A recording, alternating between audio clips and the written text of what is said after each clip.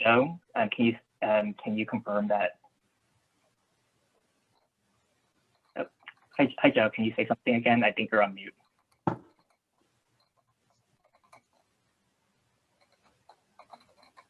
Oh. I'm unmuted now. Yep. We can hear you. Thank you. Okay, I think we probably should get started. All right, ladies and gentlemen, we're just getting the recording going, and we are set to go. Mr. Chair, the floor is yours. Thank you.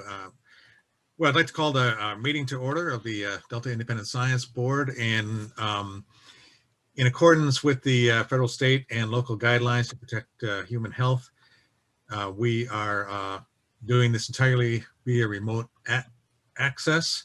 We'll take written questions and comments, and please email your public comments to disb@deltacouncil.ca.gov as on the screen. And in your request, indicate which agenda item you would like your comment read. And if you prefer to give oral comments, use the raise hand function in Zoom or email the same email. And when you're prompted for public comment, please provide your name and affiliation. And we'll take a roll call now, and I'll call on each of the board members to state their name and say whether or not they have any new declarations to make regarding conflicts of interest. I'm Stephen Brandt, no new declarations. Jay? Jay Lund, no new declarations. Jim? Jim Cloran, no new declarations. Virginia, are you there yet? Okay, Joe? Joe Fernando, no new declaration. Tanya? Anya Heikela, no new declarations. Tom? Tom Holzer, no new declarations. Diane? Diane McKnight, no new declarations. Bob? You're on mute, Bob. Thank you. Thank you. Bob Nyman, no new declarations. Lisa? Lisa Wanger, no new declarations. Okay, we have a quorum, and are there any public comments yet?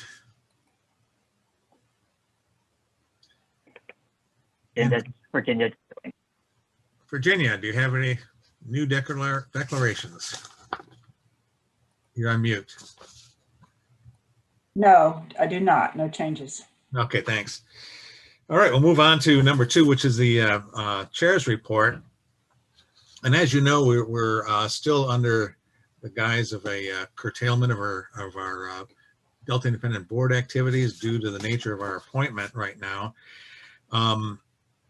In an effort to sort of resolve some of this, I mentioned the last time that the Jay and I, as leadership, wrote and requested a significant increase in our staff support to help us achieve some of our ongoing reviews. In particular, we requested 3 postdoctoral scholars. It looks like there's been movement to get 2 of those full-time postdoctoral scholars. We've talked directly with the California Sea Grant Program, who looks willing to support those and those appointments. And we're thinking about what we would, how we would design those appointments and what specifically they would do. We are also talking with the USGS as a possibility of using that route to get these appointments done. So I'll keep you informed as we go. In our next meeting, where we talk about our work plan, we might be able to flush out a little bit more on what those individuals would do. But this would be a significant increase in our staff support at a reasonably high level, and I think in particular it might be useful for one of those appointments being assigned to the MER review, which is extensive, and this will help you encourage you to sign up to be involved with that review, maybe if you get a support person. We also, Jay and I wrote a letter to the governor's office on December 30th, and we requested specifically a reconsideration of the types of appointment we're currently under in an effort to ensure that we are acting as an independent board, and also that we have the perception of acting as an independent science board. And so we've sent a request for them. and copied members of the state legislature as well as some of the secretaries of various offices, and we are hopeful that they will take some actions to help improve our capability to do the work we're assigned to do. I'll let you know how responses to that go. The second item I have is just a report on the Bay Delta Science Conference, which is on August 6th through 9th. And we submitted an abstract. I think most of you were co-authors on this, dealing with the non-native species review. We submitted another abstract along with ESSA in terms of the results of the monitoring inventory itself. And then I think Jay submitted a abstract to have a special session dealing with the science needs assessment. And maybe you'll talk more about that in today's, later on today. The third item is that the board will provide an update to the Delta Stewardship Council at its regular meeting on February 25th or 26th. And on that time, we may scope out what our work plan is if we have that in line, but we'll particularly focus on giving them the results of our invasive species review. That's all I had to report. The agenda for today is to first have reports from the lead scientist and the council chair. We will dive into the monitoring enterprise review, and then we will talk about some of the upcoming meetings we have scheduled and what our intent is, particularly for the July 27th meeting. Any other board comments or questions on anything I've said? Okay, any public comments on that? There are none. Thanks, Edmund. All right, we're going to move right now to the Delta Stewardship Council Chair and Executive Report, and Susan, where we've asked her to, in particular, talk about anything that certainly that the board might be interested in, but also any sort of requests or need for our input that they can foresee over the next year or so. So welcome, Susan. Good morning, Steve. Good morning, everyone. I'm glad to be able to be with you this morning. Where do I start? You know, what a year 2020 was. Through all the unrest, upheaval, and disruption of our daily lives during 2020, there was a silver lining. We discovered how strong and resilient and inventive we are. Despite the extraordinary uncertainties brought on by the COVID-19 pandemic, the Council continued to advance initiatives we had planned for 2020, and I'll give you a very high-level overview of some of our initiatives this morning. First, however, I'll note that we have a new Council member, Don Natoli, Supervisor Don Natoli, who is the new chair of the Delta Protection Commission. And as you probably know, the Delta Reform Act specifies that the chair of the commission is a voting member of the Delta Stewardship Council. So Don will serve on the council for the duration of his term as commission chair. And he served on the inaugural Delta Stewardship Council, which toiled for years to develop the Delta Plan. And so we welcome his experience, his knowledge, and his insights as the council continues implementing the Delta Plan that Don helped create. So now on to the overview of the council's work in 2020. First, I want to acknowledge the phenomenal accomplishments of our information technology team. In less than a month, these professionals worked their magic and they gave the council the means to work remotely. So in response to Governor Newsom's March 19 stay-at-home order, the council transitioned to 100% teleworking by April. It's just hardly anyone was teleworking at the council. To get to 100% in less than a month is a really great accomplishment. And this quick transition allowed us to continue progress on several major initiatives. One of these initiatives is Delta Adapts, which consists of 2 phases, a climate change vulnerability assessment and an adaptation strategy. Our Delta Adapts team has completed the first ever climate change vulnerability assessment for the Delta region. And this effort included hundreds of hours of public outreach and stakeholder engagement and extensive input from a high caliber technical advisory committee. And as part of this effort, we developed a probabilistic modeling system. So this modeling system, advice and input from the technical advisory committee and comments and suggestions from community-based organizations and stakeholders helped us complete the vulnerability assessment, which is essential to informing an adaptation strategy. And this collaborative work will continue in 2021 as we begin phase 2 of Delta Adapts and develop an adaptation strategy for the Delta region. And the Delta Adapts team will be presenting details of the vulnerability assessment to the Delta ISB at your February meeting. As noted in our annual report for 2020, to effectively face rapid climate change, aligning decision-making with science is imperative.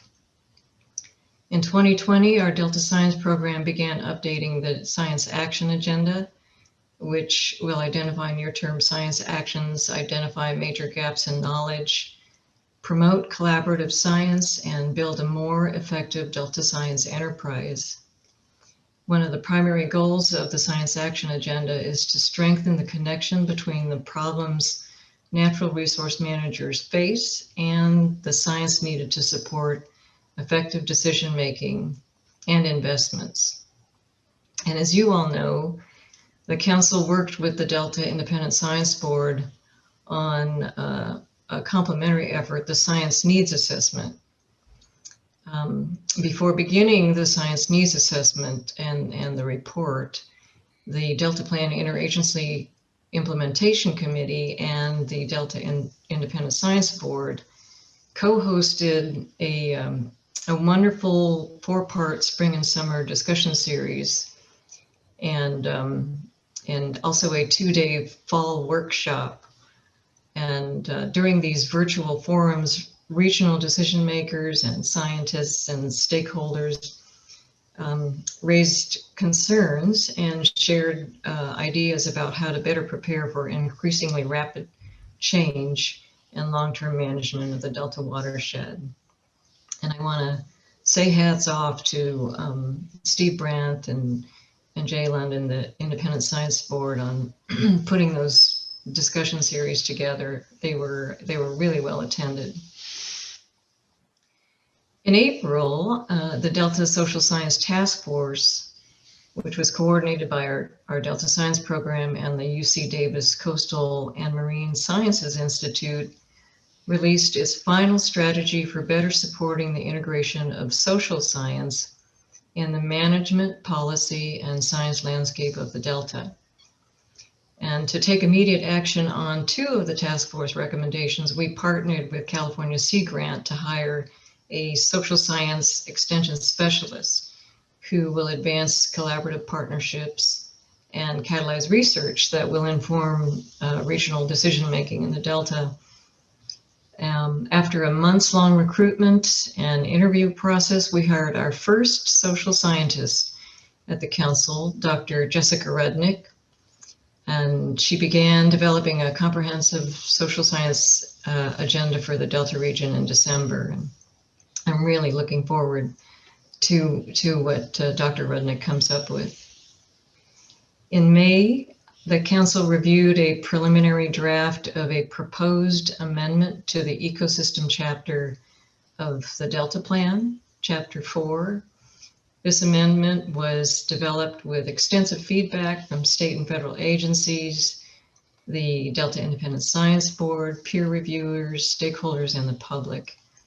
And it aims to get the right restoration projects on the ground in the right places and faster than ever before, through greater coordination and transparency in funding and permitting and review. And with a focus on ecosystem-based management, our goal for this amendment is to improve the effectiveness of restoration efforts in the Delta. Our work on Delta Adapts and for the proposed amendment to the Delta Plan's ecosystem chapter was informed by insights gained from the Delta Plan performance measures. Our performance measures dashboard, which has been operating since spring of 2019, supports development of a more open, transparent, and collaborative system for sharing scientific information related to implementing the Delta Plan. And I hope this dashboard becomes a vehicle for greater Delta Science enterprise connectivity. I'll end my quick overview on a high note. In 2020, after 7 years of litigation questioning the validity of the Delta Plan and the Council's authority, the Third District Court of Appeal recognized the Council's central authority over sustainable management of the Delta. And this published decision upheld the Delta Plan. And one very important aspect is that the Third District Court of Appeal affirmed a trial court holding that the plan is based on best available science. So thank you to Delta Independent Science Board members for helping us assure that the plan is based on best available science. So on to the potential items that we might be asking the Delta Independent Science Board to review. As I said earlier, in February, our Delta Adapts team will be presenting an overview of the climate vulnerability assessment to you.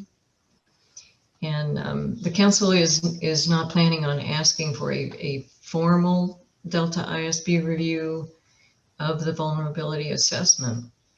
However, we would appreciate any comments you might have about the assessment. In March, our collaborative science and peer review team will be providing you with a preview of the draft science action agenda. And we plan on asking the Independent Science Board for a full review of the science action agenda before it is finalized. Finally, I'll wrap up by saying that the Council deeply appreciates all your efforts and the contributions of the Delta Independent Science Board, and we look forward to ongoing interactions and work with you. So thank you. I'm happy to answer any questions you might have. Thanks a lot, Susan. We also enjoy, of course, working with you guys too. Jim, you have a question? Yeah, Susan, it would help us. You said that you're not going to ask us for a formal review of the vulnerability assessment. Can you give us share some of your thoughts about how you decide what topics you want us to review in a serious way and what topics you just like independent comments from? Well, I don't think there's a systematic, regular framework for deciding which topics need the formal review and which are more general reviews. And unfortunately, as chair, I don't know how the science program and the planning and performance divisions arrive at certain decisions, but I do know that especially on amendments to the Delta Plan and on very significant, huge water projects, one of which I cannot talk about, we definitely want the Independent Science Board's review And of course, anything to do with the Delta plan itself and developing the Delta plan, we would want the independent science board's review. So for example, the ecosystem amendment, I think even before we started actually drafting the ecosystem amendment, we came to the Delta Independent Science Board for suggestions, and the board was very helpful with some synthesis papers that helped develop the ecosystem amendment. And then after the ecosystem amendment was drafted, we came back for review from the Independent Science Board. And so I hope that answers your question. Sorry that I couldn't give a more definitive answer. Well, that helps. Thank you, Susan. Hey, Jim, on that note, there's nothing, I don't think there's anything preventing us to do reviews if whether asked or not. So.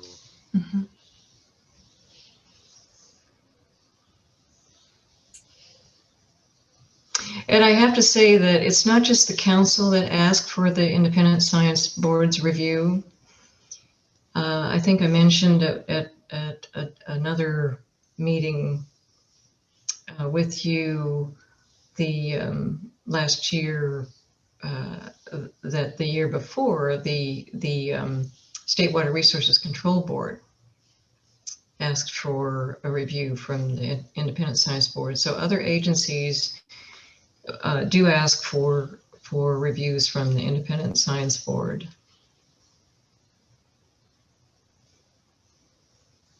Yes, and for thanks, Susan, and for the members, we look at those requests, and on occasion, or maybe on many occasions, we decline because they're outside our purview, or they are too narrow, or something like that. But it's really up to the board to evaluate those requests, or to, as a board, decide whether or not we want to review something that we think where our input might be valuable.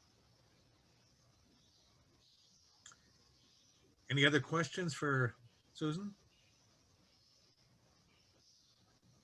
Okay, thanks, Susan. You're on tape saying you're not going to ask us to do anything major this year, so we'll keep this. Thanks again. Any public comment on that topic? There are none. Thanks, Edmund. Okay, we'll move on to the next item, number 4, which is a report from the Delta lead scientists, and by Laurel Larsen. And I think I can formally now welcome you as a full-time science lead and welcome you to California. So we've asked Laurel again to give us a report on things going on, but also to give us her vision of where she sees and wants to take the science program. So the floor is yours. Thank you, Steve. And that's right. I transitioned to being full-time in this position in the new year, and I am in California now. Very happy to be on the same time zone as as many of you. Well, thank you, Steve, for giving me this opportunity to share my vision with the Independent Science Board. I very much look forward to working with all of you over the next 3 years or so. And what I am going to discuss today is not the full sum of the ways in which I'd like to engage with the Independent Science Board and with the science program, but in the 20 minutes or so that I have today, I will discuss some of the top priorities. Next slide, please. And the other thing I'll say before getting started is that this isn't the vision of just Laurel Larsen. I am serving as a representative of the broader Delta science community. And a lot of what I will be talking about today has both been refined by and inspired by conversations I've had with people since I started in some capacity in September.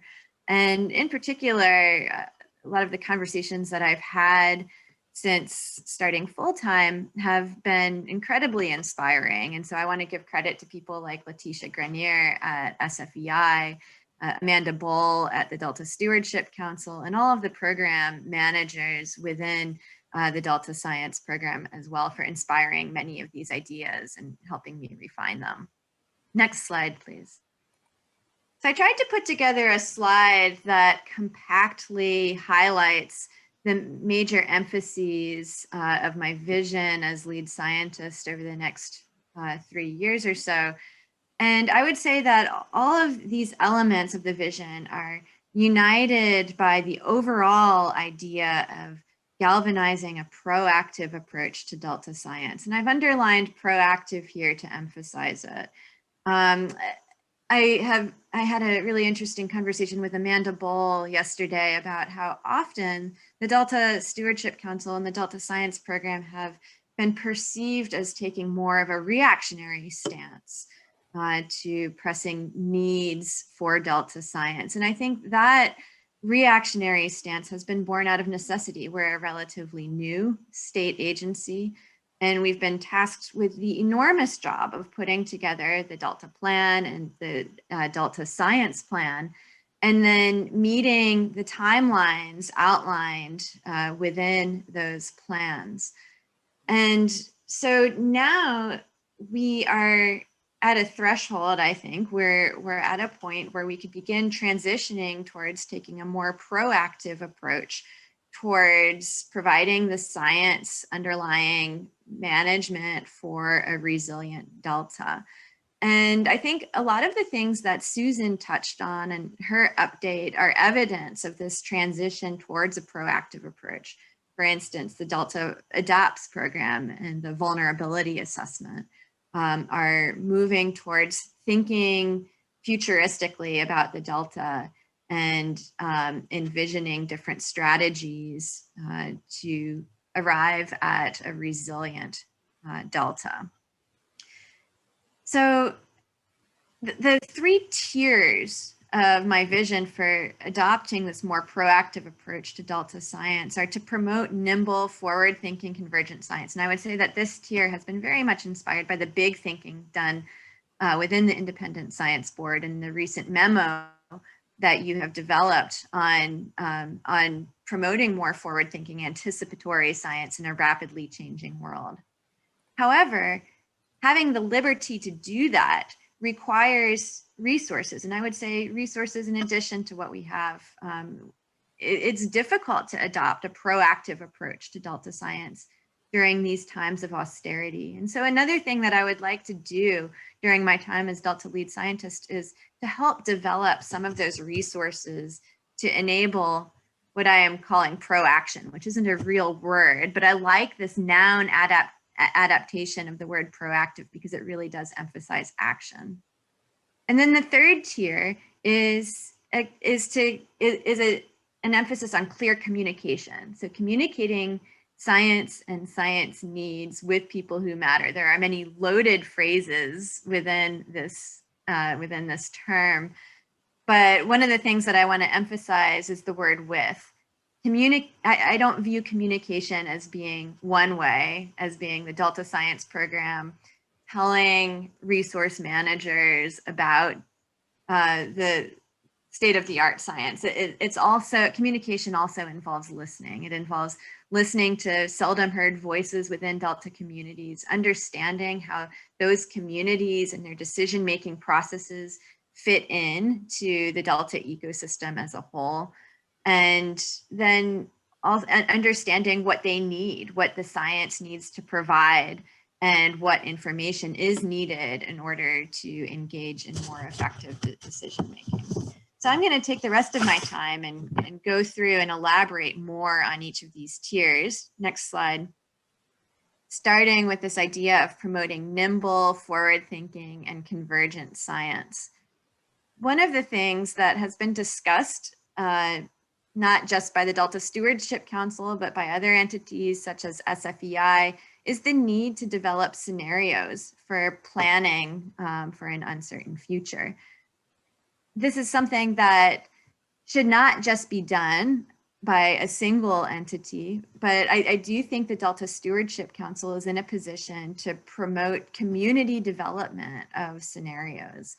And I uphold the example of the IPCC and its development of the representative concentration pathway scenarios as showing a way to bring communities, diverse communities together effectively to determine a finite set of scenarios that we would like to use in evaluating the future. And in some ways, the challenge that we have before us in the Delta is even more of a challenge than what the IPCC faced, because there are more knobs, there are more, there's a greater diversity of drivers. We might not even know what some of the drivers are at this point in time.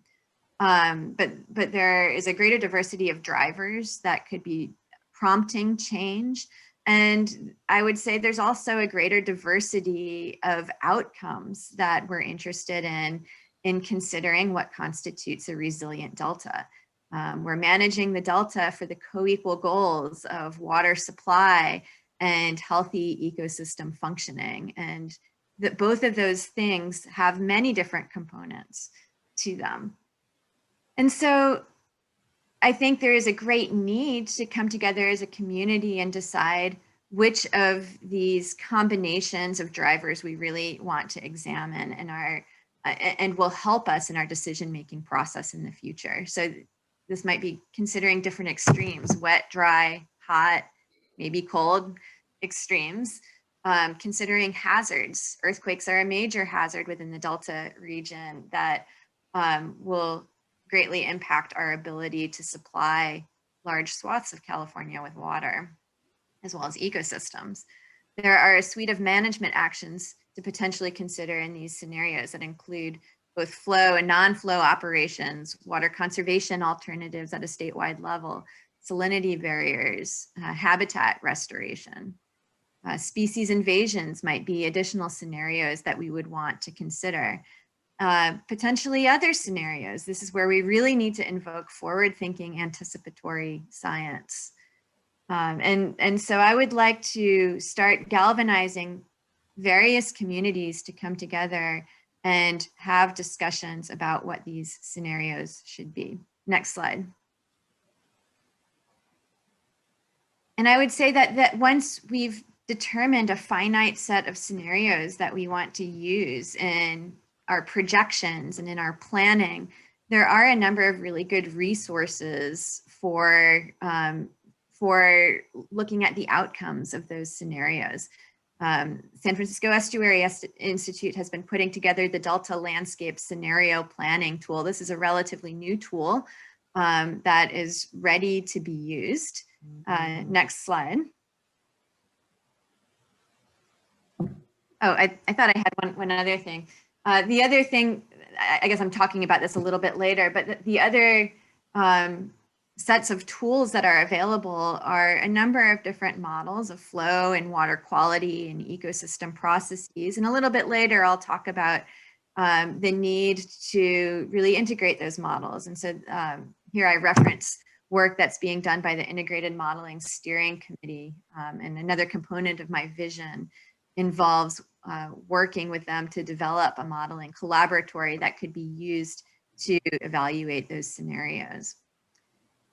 So another component of promoting this anticipatory approach to science in a rapidly changing world, I think, is working with the ISB to think big about forward-thinking practices. And I would like to lead a series of discussions with the Independent Science Board. This might be particularly appropriate during this period of reduced compensation when you might be taking on fewer reviews.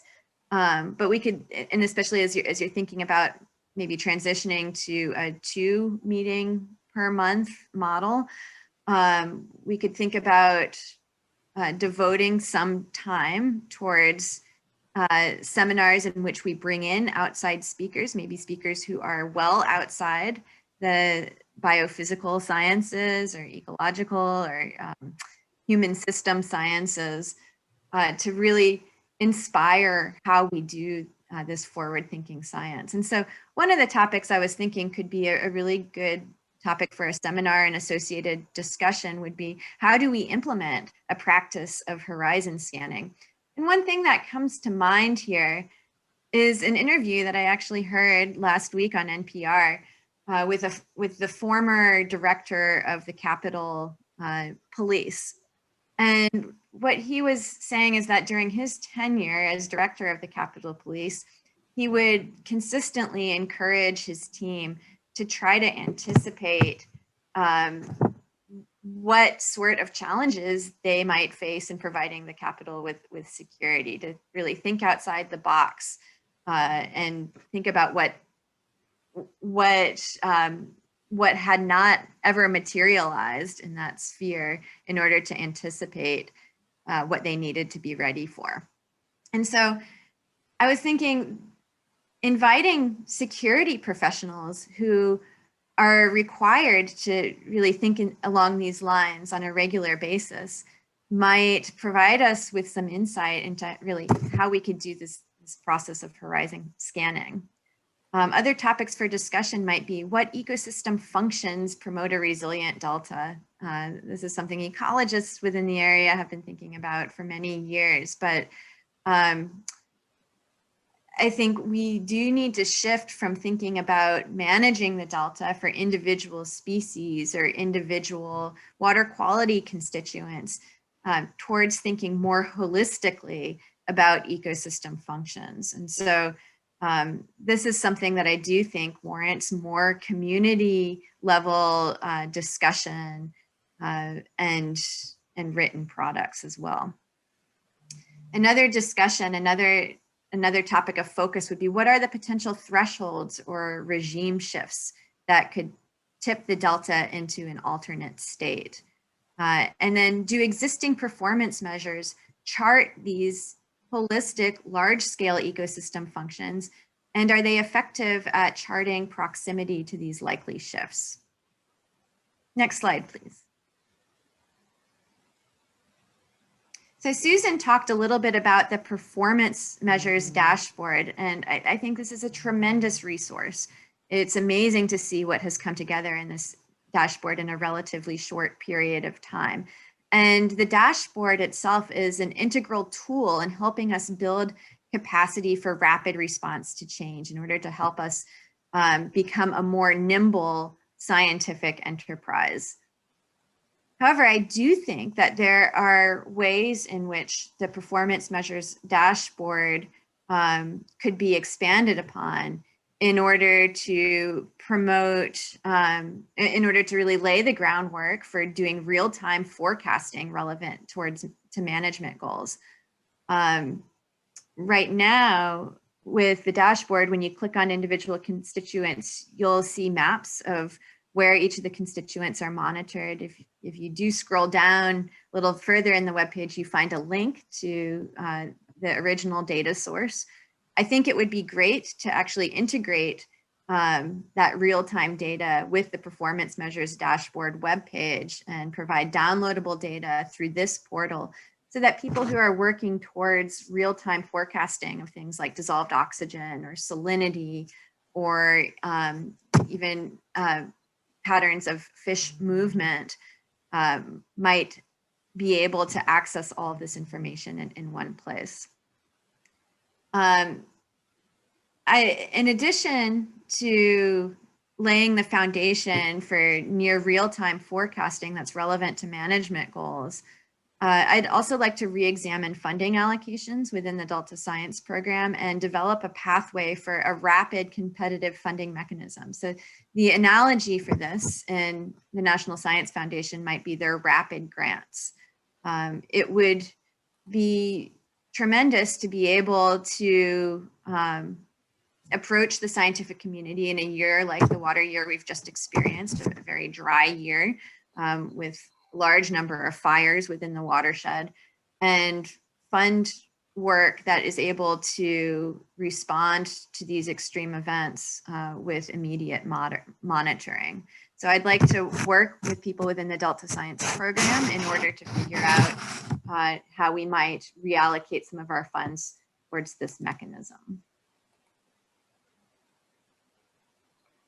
The next slide, please. Part of laying the groundwork to for real-time forecasting is to promote the integration of various models that are able to project ecosystem functions at the scale of the delta. So a large component of what I would like to do is focusing on building cyber infrastructure and corresponding scientific governance structure in order to promote this integration at the systems level. So the Integrated Modeling Steering Committee has already been making tremendous strides in this direction. The figure that I've put on this slide comes directly out of the Tetra Tech memos, evaluating the potential for greater integration across models of the Delta. And it's a slide that exemplifies how this model integration is done within the Chesapeake Bay community, where, for instance, land use change models might be combined with airshed models at the watershed scale, and then multiple models at the watershed scale are combined to the scale of the estuary, and then multi-dimensions of model outputs are examined in order to figure out whether best management practice implementation is successful, or how different scenarios of population growth and land use changes might impact some of those outcomes. So some of the features that we're looking for are model interoperability. Different models produced by different institutions and different individuals need to be compatible in terms of their language and their interface. Cloud computing resources might really benefit the practice of model integration, and in particular, producing forecasts at multiple timescales in real time. And another thing that we need to evaluate is a pipeline for data assimilation. How do we incorporate the data, like that data which is referenced in the performance measures dashboard, into these system scale models? Next slide, please. Now I'll say that there are many tools that are available to build upon to advance model integration. And one that I keep bringing up again and again in these various meetings is systems, which Diane McKnight is very familiar with. It's CSDMS, the Community Surface Dynamics Modeling System. So this is a community that is physically housed at the University of Colorado Boulder. It was funded initially by the National Science Foundation in order to integrate various Earth system models. And the types of models that could be integrated are things that you could see on this slide. So models dealing with carbonates and biogenetics, geodynamic and climate models, human dimensions models, and so on. This community has been tremendously successful. It consists of, it now holds 387 open source models and tools that are all interoperable in a plug and play fashion. And members of systems come from, I think, something like 74 different countries. So this is an international community that is working collectively to build these tools for system scale evaluation of Earth systems. I'm including a few other details because we would like to construct something similar within the Integrated Modeling Steering Committee. And right now we're at the point of trying to figure out what the working groups might be, how this is going to be supported, and what this is going to look like. Is this a web interface? Is this a larger community? What are the agencies within the state that participate in this community? And so the structure of systems is that it consists of 5 main working groups dealing with terrestrial, coastal, and marine systems. There's a working group focused on education and knowledge transfer, so the communication component. And then there's a group that's really focused on the modeling architecture, on the cyber informatics and numerics. And then within those 5 working groups, there are 7 more focused research groups. Some of those focused research groups are focused on a geographical area. There's a Chesapeake Bay focused research group, for example. So we might consider integrating within this larger community, such as systems, with a focus on Delta ecosystems. That would be one possible avenue to explore. And I think it's also important to note how an effort like this is funded. Systems is gets its major funding from the NSF, but they've been very successful in recruiting in-kind and financial support from 26 government and industry partners. And that doesn't even mention the academic partners that they're working with. I encourage you to look at the website for systems, but the main interface is a drag and drop type model interface in which you can relatively easily construct different modules and the and individual simulations of variables that go into those modules. Next slide, please. There are also tools that are being constructed within the open science community, and I'm going to reference the Pangeo project. Pangeo is an effort that's funded by NSF's EarthCube in order to provide the community of geoscientists with tools for cloud computing and model integration and data assimilation. I'm involved in a project with Fernando Perez, who is the founder of Jupyter Notebooks. Jupyter is an interface that is available on the cloud for uniting code and explanatory text and modeling output. This is a tool that more and more academics and researchers are using in order to make their codes more reproducible and transparent and readily accessible. But Fernando Perez is the founder of Jupyter, and right now he's spearheading an effort within Pangeo to build what he's referring to as use cases for the geoscience community that cover data processing tasks and modeling tasks that are of interest to a large community of geoscientists. And so right now, they are actually looking for partners within government and other communities in order to develop some of the architecture for making various aspects of our science more readily accessible and transparent. And so this might involve tools for running large models on the cloud. It might involve tools for data assimilation and so on. So there are opportunities here as well. Next slide, please. So I'm going to move on to the second tier, which is to develop resources to enable this proactive approach. A lot of the things that I've talked about already, such as achieving better model integration, maybe building the cyber infrastructure to do so, building the cyber infrastructure to match the performance metrics to match data to the performance metrics in real time. All of these things will require additional resources. And I would like to say that those resources are not just funding, are not just restricted to funding resources, but there are opportunities that are available that have low dollar requirements associated with them and will enable us to do a lot more with our existing resources. So I'd like to talk about how we might leverage some partnerships and tap into the broader community to achieve a lot of these objectives in promoting nimble, forward-thinking, convergent science. Next slide, please. I'm just going to start out by saying a few things about funding. There are a number of ways I'd like to look into expanding the portfolio of funding for the Delta Science program.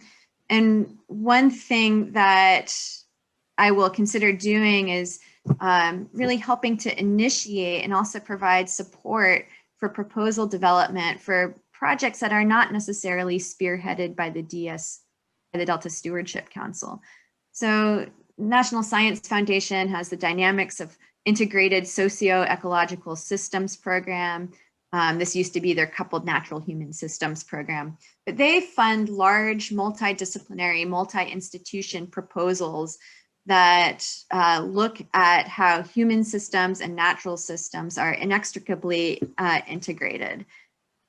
So I would like to use my role as lead scientist to inspire people within the academic community, within the government community, to put together proposals to address key uncertainties in how natural systems and social systems within the greater Delta interact. And I would like to explore ways that the Delta Stewardship Council could provide some support to the community in developing those proposals, how we might help link potential investigators with appropriate stakeholders or decision makers or other resources that they might need. I also think there could potentially be some opportunities for funding at least some of the cyber infrastructure that I've talked about through the National Science Foundation as well. I would like to look into the possibility of the Delta Stewardship Council maybe serving as a PI or working closely with a PI from another institution and putting together a proposal to support some of these ideas.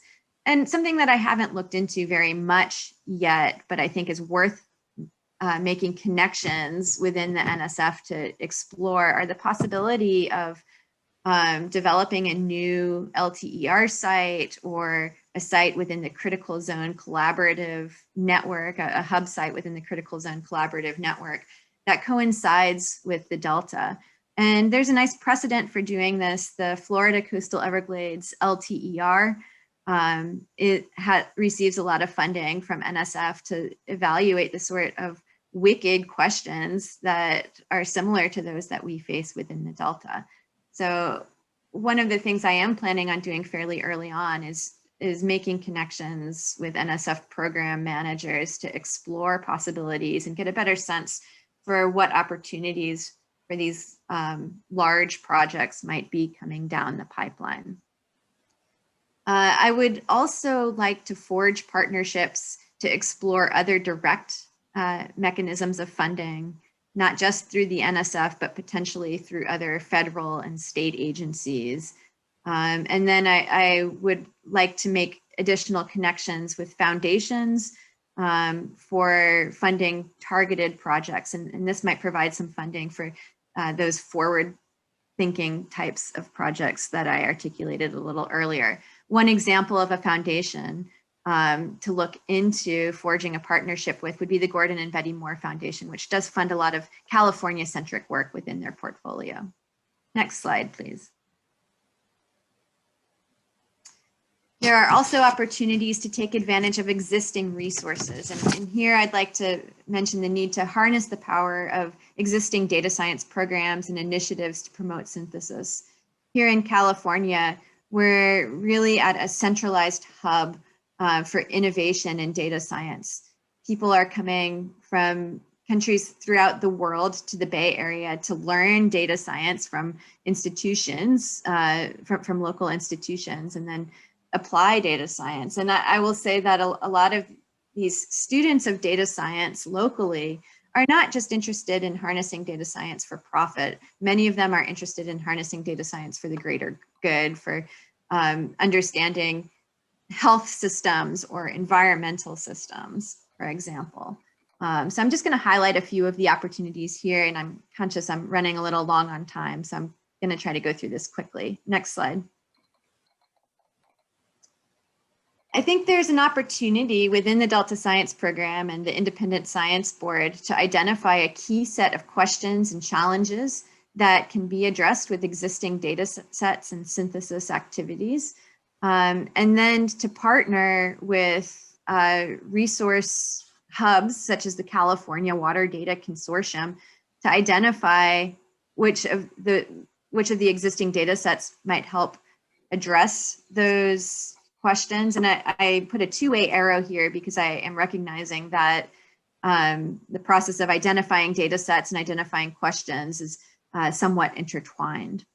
But once those data sets are identified, then I think part of my role of lead scientist is to inspire the greater community to use that data in order to produce visualizations, syntheses, and analyses that could help address those questions and challenges. And some of the local resources available to us are new data science programs within Berkeley and Stanford and UC Davis, and new opportunities to promote data synthesis through hackathons such as the California Water Data Challenge. Next slide, please. I'm just going to go quickly through the next few slides. The California Water Data Consortium was established as a result of AB 1755, which is the Open and Transparent Water Data Act. It's designed to be a hub for all water data collected by multiple agencies within the state of California. And so this does provide an incredible data source for addressing some of these needs for synthesis. Next slide, please. I'm going to highlight a few of the programs that are available to us locally. So one that I'm very familiar with is Berkeley's Institute for Data Science. And one of the things that they do is they have internship programs for undergraduates to try to match undergraduates with research problems, either that are proposed by researchers or by government partners. And so there's an opportunity here to make these needs known to a broader community of really smart and motivated young people who can help us address some of these challenges. Next slide. I'm just going to go through these very quickly. Berkeley does have a new data science division with its own dean, and the data science division is housing a data science major and minor program. Both of those programs involve capstone experiences, and different academic and government partners can apply to be a part of that capstone experience. Next slide. There are similar programs that are being launched at Stanford, and I'm just highlighting that a component of Stanford's data science program does emphasize nature and sustainability, so they could potentially be a receptive partner here. Next slide. Davis has something similar, again, with an emphasis on agriculture and the environment.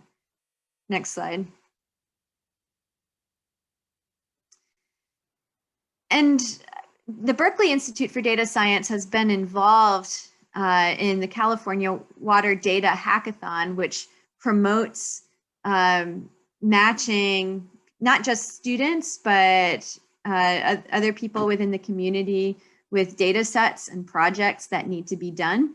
And this California Water Data Hackathon has become a fairly regular occurrence now. Next slide. In 2020, there were a number of challenge prompts that I think resonate with people in the Delta community, including identifying and understanding what makes communities vulnerable, analyzing the impacts of natural resource regulations and policy, strengthening communication, involving the quality and usability of data and metadata. And I'm just going to highlight a project that was selected as the top project in the 2018 Water Data Hackathon that took place at the Berkeley Institute for Data Sciences. Next slide.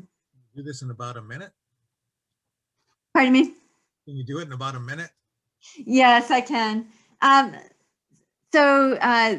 This was a project that attempted to identify gaps in water quality monitoring data by mining news articles about the presence of contaminants in particular locations, and then seeing whether that contaminant was available for that particular location within monitoring databases. And you could skip the next slide and go to 2 more slides. And then finally, there's a need to communicate science and science needs with the broader community. Next slide. So I would like to, and I've talked to Steve about this, I would like to look into possibilities to recruit a science communication fellow who could help us communicate our science to policymakers at the state level. There are already existing programs that we could partner with to recruit such a fellow, including the California Council on Science and Technology and Sea Grant. Next, please. And I think the recent hires of Jess Redneck and also Chelsea Batavia within the Delta Science program have been a positive step in the right direction to helping us hear more voices in the planning and process of doing Delta science. And I am not going to dwell on that. Next slide. Another forum for communication with the broader community will be to hold regular office hours with the scientific community and stakeholders. So I would like to start a monthly office hour in which I can host essentially an Ask Me Anything session. Reddit Science used to do these regular Ask Me Anything sessions with established scientists. That program has been discontinued, but I think it could continue on other forums and formats. But this would be an opportunity for new investigators who are trying to get established within the Delta science community to ask questions such as, where are wetland restoration projects in the Delta? How do I figure out what these key uncertainties or unknowns for management are? Is anyone thinking about sediment? And this is something that independent science board members could participate in as well. Next slide. So I was going to open up the floor for questions here. If there is time, I do have updates on other key Delta Science program activities that, Steve, maybe we should just go into at this point. I think what we're going to do is hold the information items and not talk about them orally. You wrote up a nice 1.5 pager on all of those. So I think we're already 10 minutes over. So if we skip those and I ask the board members to read those, they're nicely laid out, and then just open it up for a couple of questions on your presentation. I'll start a little bit, maybe not with a question, but a comment. I really like your approach to go to the proactive route. It really is pretty much exactly what we recommended in our DPIIC memo and the paper that we've just resubmitted to on rapid response. We call for scenario planning and horizon scanning and a new visioning process, so it aligns with that. I think you'll hear in our next presentation about the science needs assessment, the whole concept of ecosystem forecasting is our main theme of where we're going. And frankly, in our discussion in late January, where we talk about where the board's going, I suspect a significant chunk of that work will be towards that sort of forward-looking, big thinking kind of a thing. So I think what you suggested complements well with what the board is doing, and we really need to make sure we're working closely together to complement each other's efforts in this. My question is one that came up in all of our discussion with the science needs assessment. When you talk about these large-scale things that require really multiple agency interaction, I see you've gone for efforts to fund some of this, but how do you get the agencies to buy into these sort of larger scale interagency efforts? And so specifically, are you talking specifically about funding or integrated model steering committee type efforts? The forecasting, examples from the Chesapeake, and that requires air sheds, watersheds, and a variety of things. These are different agency models. And in order to combine them into one and get them to work together, it requires agency commitment of resources and buy-in. Have you thought about how you might do that? So I think demonstrating success of a pilot project could potentially play into that.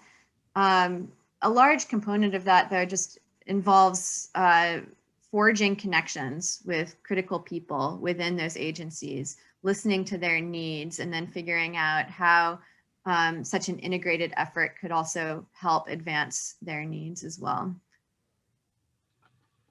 I think having matching funding and matching resources could also galvanize commitment of support. Any other members of the board? Diane? I just wanted to comment that the topic of our last meeting included these hazardous algal blooms. That's clearly a phenomena where nimbleness of modeling and communication with stakeholders would be really, really valuable because of the impacts on drinking water quality in the summer, where we know something about how the floods are setting up and the droughts are coming. And I've talked to my colleagues at CSDMS about how systems is a way to approach this. I haven't gotten any traction, but I just wanted to point that out. Thank you, Diane. Hey, Jim? Laurel, this is a grand vision that you've laid out for Delta Science. Two of the keywords that you used were scenarios and synthesis. And I wonder, has anybody done a synthesis of scenarios that have already been created for looking into the evolution of the Delta into the future? And as far as I'm aware, that synthesis hasn't been done. And if it hasn't been done, would it be useful? I'm also not aware of that synthesis. I definitely think it would be useful. It would be a useful starting point to build these community discussions on what we would like the scenarios to ultimately look like, on which to build that sort of discussion. Any other board questions? Jay? This is make sure this is really a great vision. I like the model integration. As Steve mentioned, the really difficult part, I think, is going to be getting agencies, the big dogs in the neighborhood, to agree to this, because they largely have pretty much enough resources if they develop the motivation and interest. And that's a lot better success rate if you can make it work than a 7% success rate with NSF under the best of circumstances. I don't know if you've looked at the weather reports lately and the reservoir conditions, but we're pretty likely to have a drought year. Not for certain, because it's still a little bit early, but that's going to bring a lot. If we have a drought year, there's a lot of science opportunities and attention that are going to come to the Delta. And I think it's a really good opportunity to try to galvanize some short-term efforts and to get some people working together. And now's the time to start getting that together before March or April. And that's a great opportunity to mention one of the outcomes of our recent proposal solicitation. So we have received letters of intent through that proposal solicitation, some of which do cover the topic of how the Delta responds to drought conditions. And I would just like to highlight that this is a really exciting development for the Delta Science Program. We received 134 letters of intent with over $78 million in requested funds compared to just $42 million last time.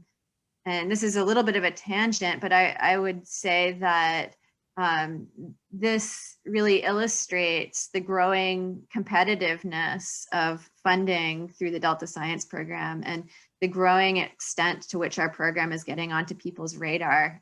We received proposals from many different states, from Canada as well as from the US.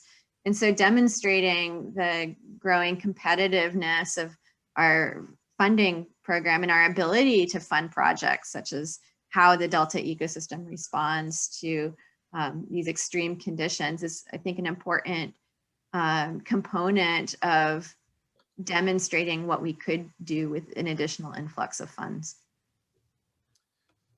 Joe. So thank you for the very nice presentation and the grand vision. One of the things I saw that two things. One, that you like to connect it with the kind of national effects like NSF type, that model, the rapid grants and all these things. And one thing you might want to do is have some type of a formal relationship with NSF to do the issues. That might be a possibility. Yeah. The second one I was wondering is about the human resources. Whenever we go to these agencies, one thing is that everybody is very, very busy.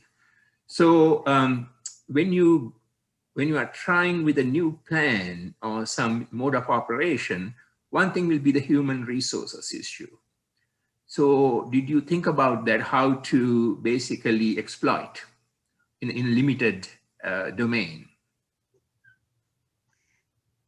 Can you rephrase that question? No, the issue is that if you want to have some new programs and on a broader scale, not just the human resources coming in, Yes. given that there's very limited human resources available currently, and people are retiring, and this is one of the issues. I see what you're asking. Yeah. Yeah, this has definitely been a topic of discussion within groups such as the Integrated Modeling Steering Committee.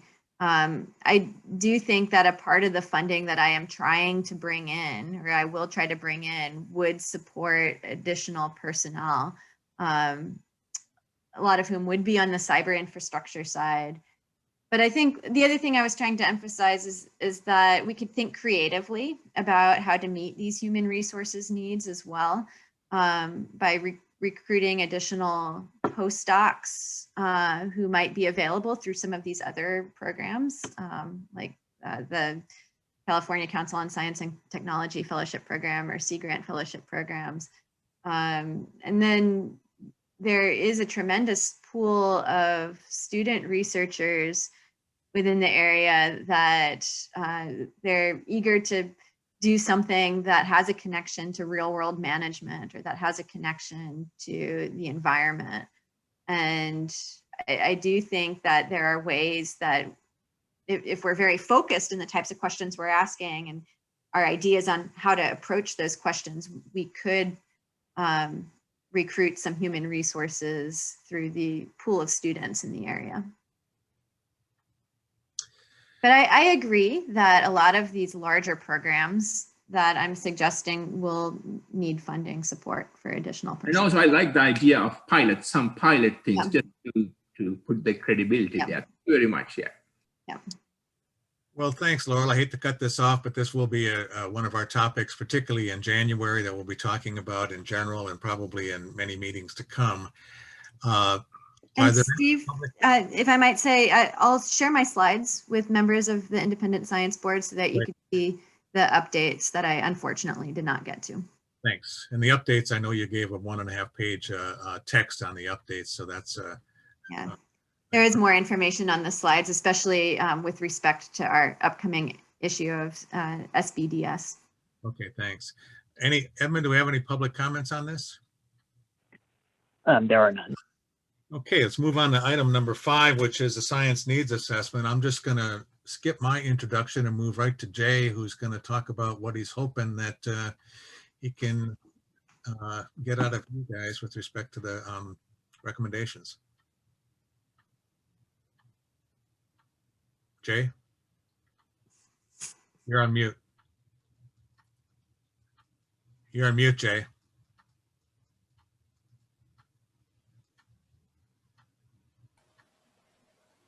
All right, so you should all have a copy of some notes on recommendations that we're still batting about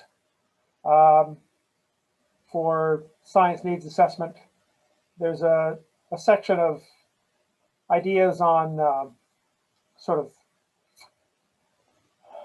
scientific foci, I guess, for the recommendations. And then towards the bottom, there's some discussion and some options of institutional approaches that are available for and that exist for the governance of the larger science enterprise.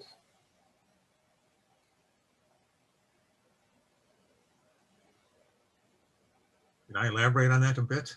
Go right ahead. We think that a real valuable input that the board could make on this time is what our recommendations might be in the science needs assessment. We have a couple of options. On the first page of the document is just a list of a number of, I guess, 8 recommendations that we thought that are in our current draft form that you have all seen and commented on. The second 2 pages is sort of a second way of doing this, is say, okay, let's focus in on a particular, let's focus those recommendations down to talk about using, in this case, using forecasting as a focus for organizing agency integration, and develop the cross-agency mechanisms to do this, and then finally to develop a collaborative and formal Delta scientific enterprise, such as a forecasting or prediction center I noticed Laurel had exactly a collaboratory based on forecasting in her slide. So I saw that. Anyway, that's the two general recommendations. And then probably less edited is the last 4 pages that talks about, again, how do we get the leadership and governance in order to do that.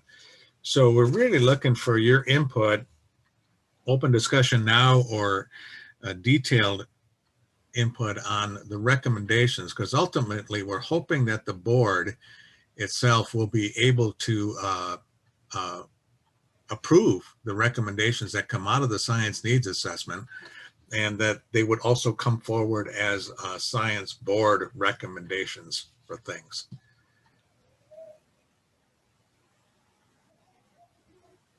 Yeah, you all have a lot of experience with the organization of science and for very large and difficult problems all over the country and maybe all over the world.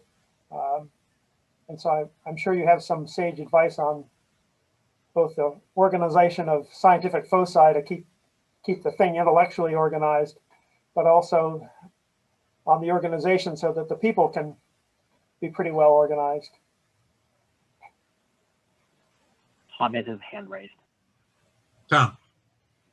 Yeah, in my experience, the real challenge is getting what we're calling a collaboratory going. The problems that I've worked on over the years, it's always been when you were able to resolve the organizational issue, get everybody working together, that was the big challenge. And one thing I'm a little concerned here is that there's actually a lot of efforts going on. I mean, the science action agenda already has a lot of stuff. And so I wonder if it wouldn't be better to focus on your second alternative for the science needs assessment. It's almost like things have overtaken us since we started the process. But anyway, that's my experience with getting things like this started.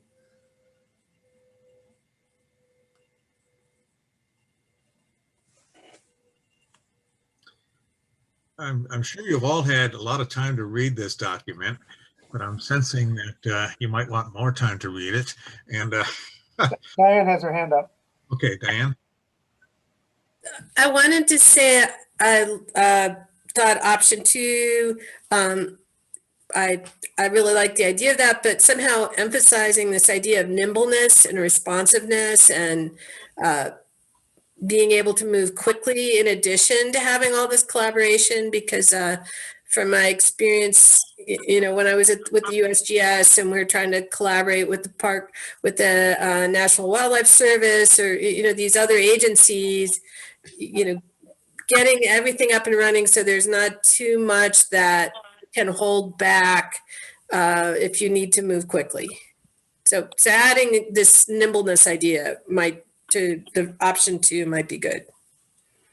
Thank you. That's a good recommendation. We did have that in the body of the report, but somehow it didn't filter into the recommendation specifically. So yeah, I agree.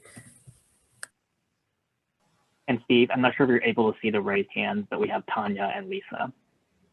No, I'm not. Tanya? Yeah, thanks. I think I would agree with the kind of second option, the more detailed set of options for the recommendations. I think it helps really kind of flesh out what some of the criteria would be if you are going to look for kind of a new leadership structure or new organizational structure. And I like that in that second set of options that there are some objectives for what that kind of organizational or, you know, institutional structure might need to do and achieve.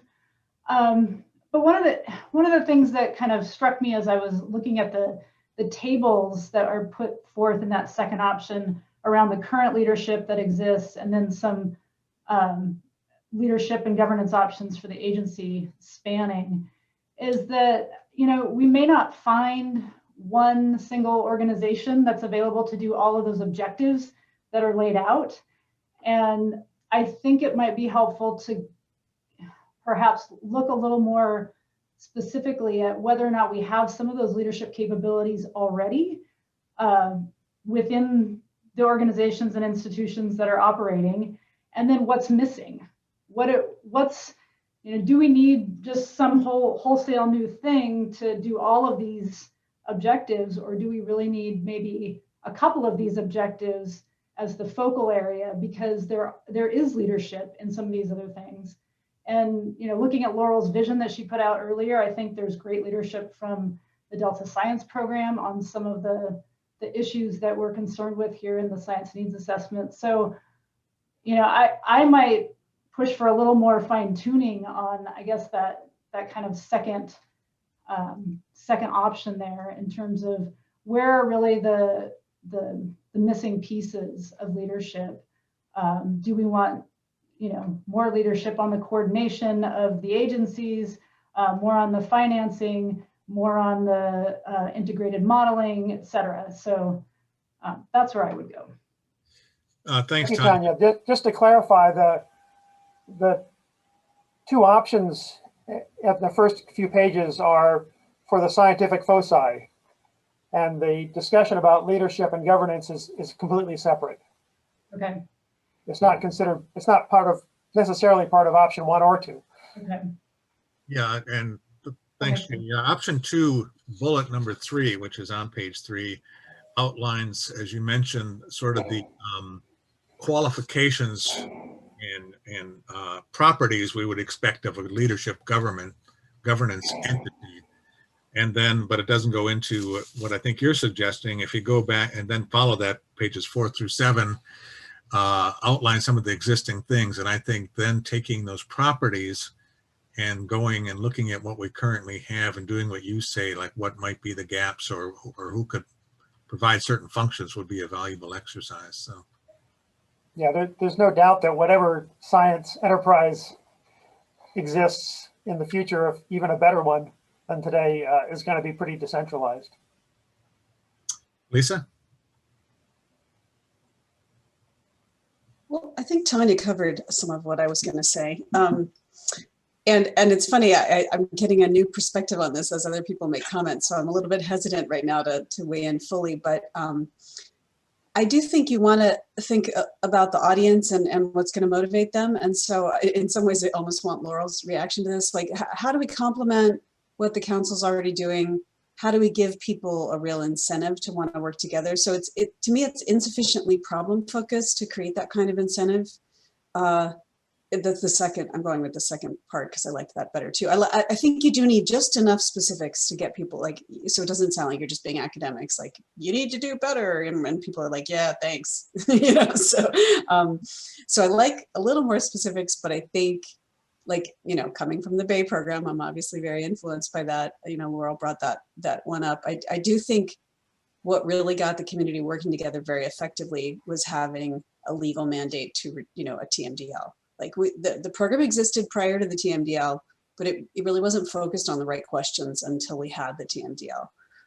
And so I think motivating these ideas of forecasting and collaboration through a shared problem might make more sense.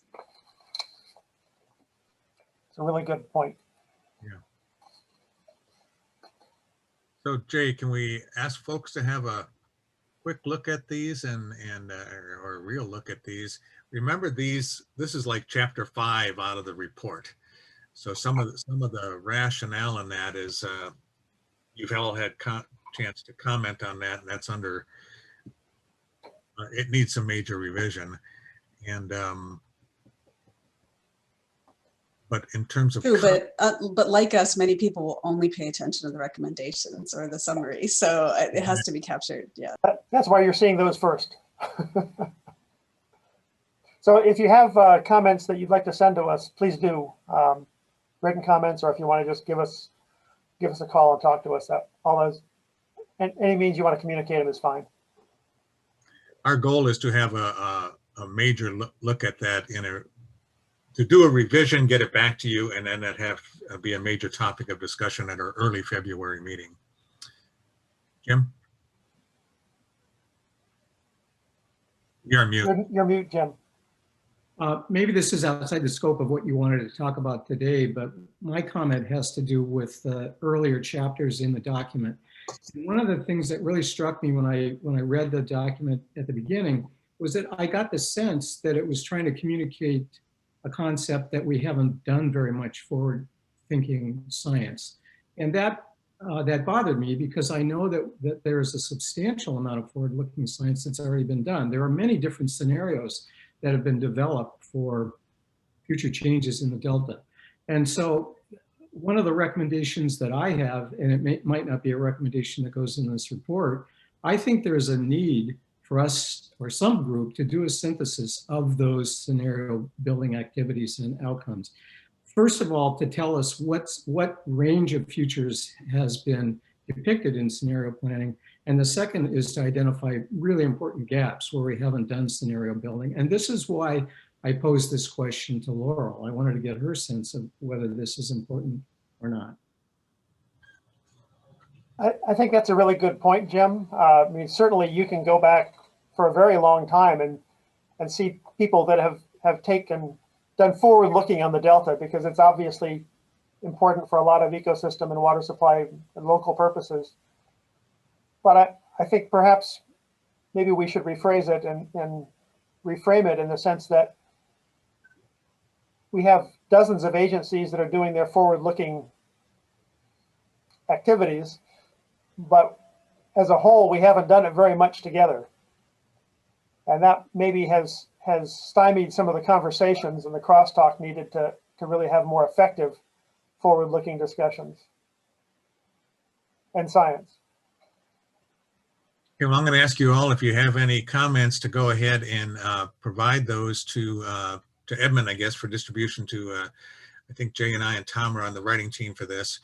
And we will be certain to make sure they get into that and get you another draft at some stage.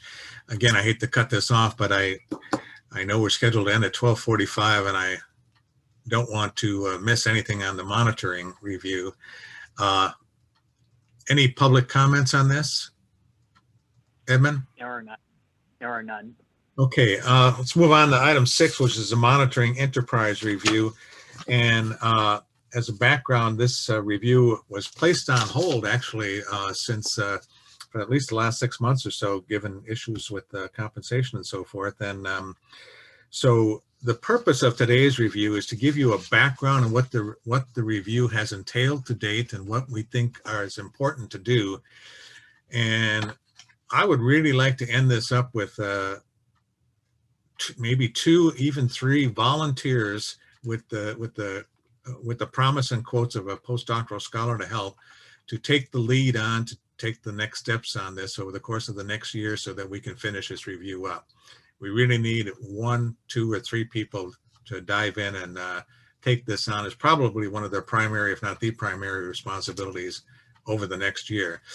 And I want to welcome Vince back and really appreciate him coming here. And Vince led the effort of the monitoring review, which is the absolutely largest review we've ever done and the most complicated review and probably the one that has generated the most interest. And Vince has done a tremendous job, and I know his heart is in this to make sure that we complete all the work that he's done. And thank you for coming back and giving us an initial overview, Vince, and welcome back. Thanks, Steve. It's wonderful to see old friends who were board members and Bob Nyman, who I've known since the 70s. What I want to do is talk about the monitoring enterprise review. And Steve put it very, very well. This is the biggest review we've ever done, and in many respects, potentially the most influential. We had a lot of issues that came up towards the end. And one of the reasons I want to talk about this today is that listening to Laurel, who's certainly following in the excellent leadership that we had with Cliff and John Calloway and Peter Goodwin, there's a lot of things that the board's going to be facing. And I really want to talk today in a way that will not let this fall by the boards, because this is an extremely important review. Okay, as you know, we do reviews as mandated by the legislation that created us in 2009. Next slide, Edmund. So we had broad goals of doing this review, and ultimately, as came up in the last discussion, the recommendations are what people tend to read. Those are the most important about how current and future monitoring programs can meet the decision-making needs of the management agencies. You know, and again, one of the things that we wanted to look at is the implementation of adaptive management, how monitoring data can support that. And then, of course, as with all our reviews, we're relating this back to the one of the action items in the Delta Science Plan, and that is the evaluation, routine evaluation of monitoring programs. Edmund, go ahead, please. So we had some very interesting developments in the past year. One of the things when we talked about how much monitoring was done, everything was anecdotal. We heard estimates, well, you know, depending who you talk to, you know, from about $7 million a year up to about 27 million. And it wasn't until this year that the Delta DPIIC, the Delta Plan Interagency Implementation Committee, you'll have to get rid of the alphabet soup of the Delta, produced a budget documenting the funds expended on research and monitoring. And actually for 2018 and 19, it was $47 million, about twice what we were hearing generally. And this may be an underestimate because not all the agencies and organizations reported that. So of the money that's spent on research and monitoring, over half is spent on monitoring, typically core monitoring and status and trend monitoring, which ESSA has documented very well. Next slide, please, Edmund. So, you know, the very, very broad review questions are just what you'd expect. Are there potential gaps and redundancies? How is the level of coordination? What's the quality of the data of monitoring? Is there ways to increase efficiencies? Are data accessible? And what resources are dedicated to monitoring? So these broad questions were first given to ESSA as part of their charge.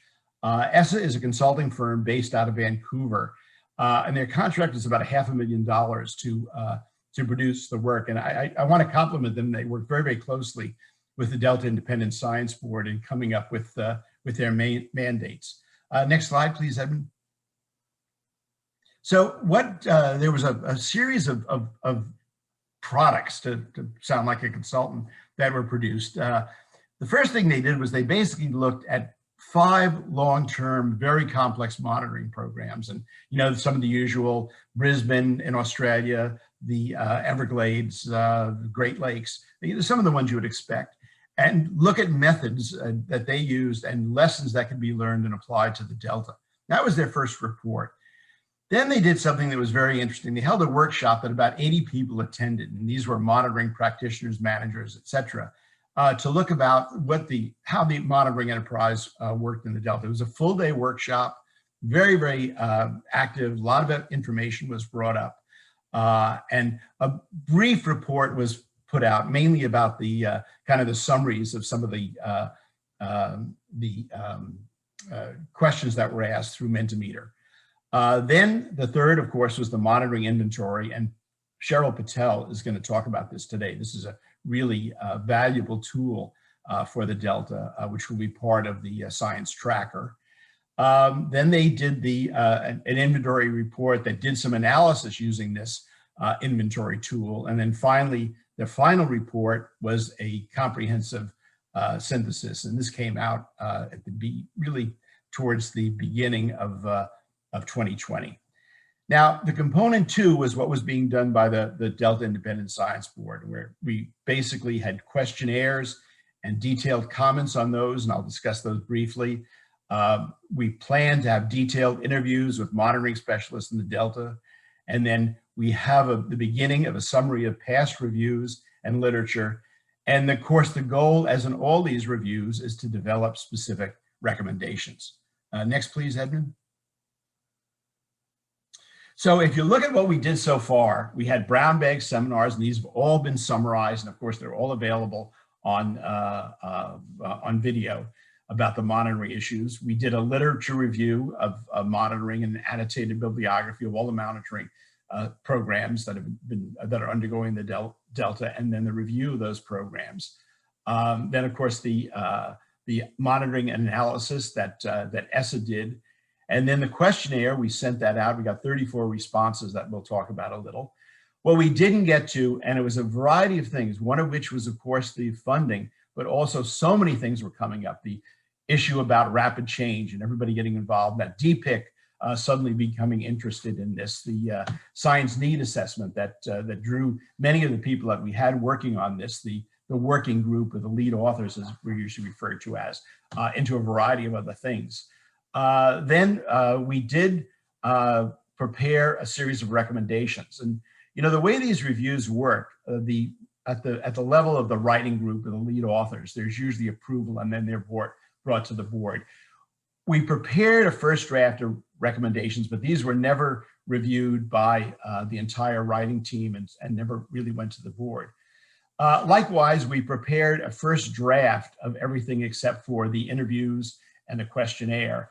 But again, it was not approved by the, I shouldn't say it wasn't approved, it wasn't brought in terms of the entire writing group, largely because of all these other things that were going on, along with the shifts.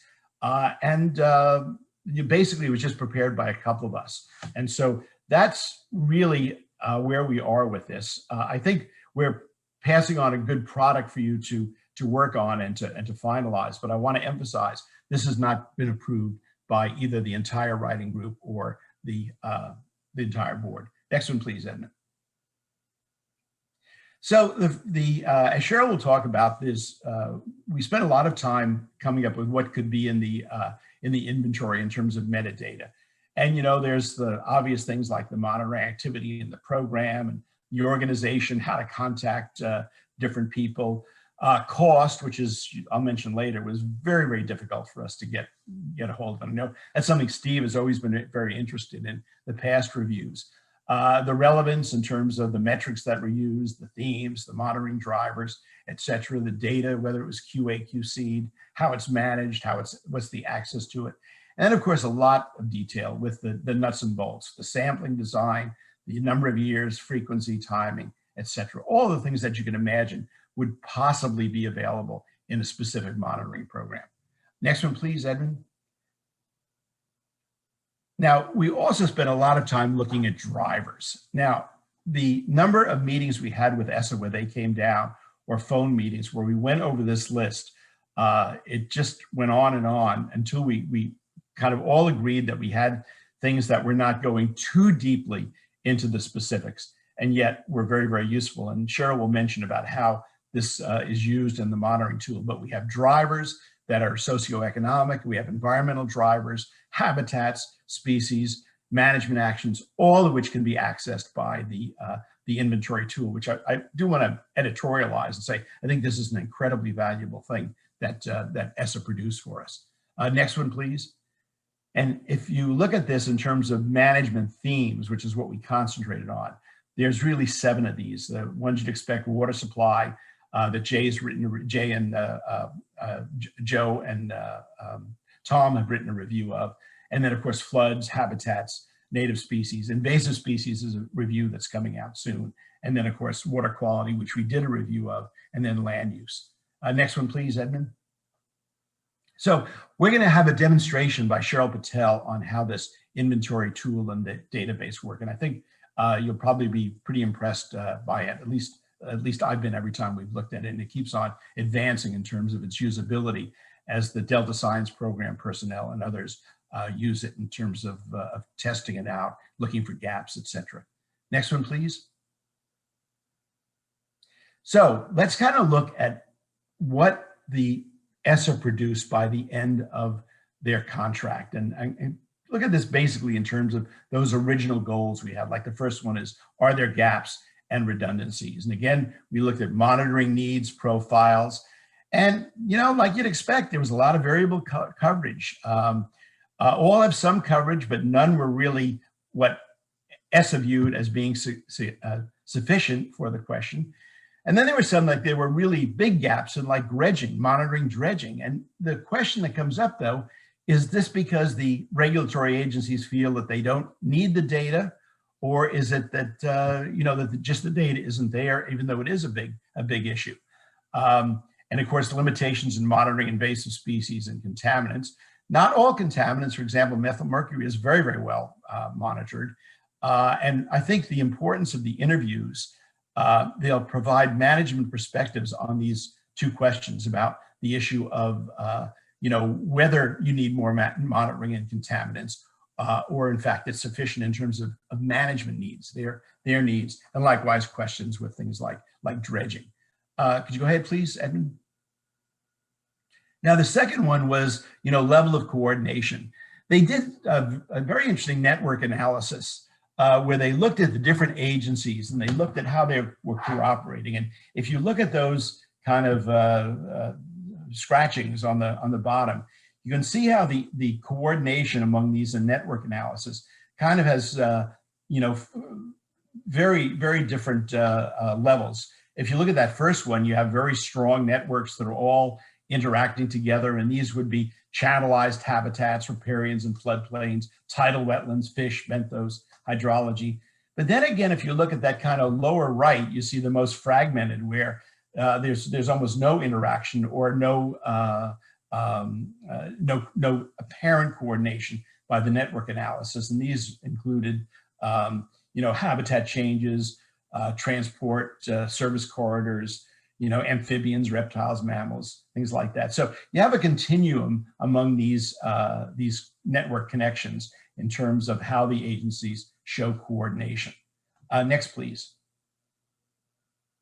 Now, if we look at the third goal, the operations for efficiencies, I'm so glad that there's a couple of sociologists and economists dealing with those issues on the board now, because the data is very limited. It's all over the place, and there's very, very few activities, and yet there's a wide range of needs.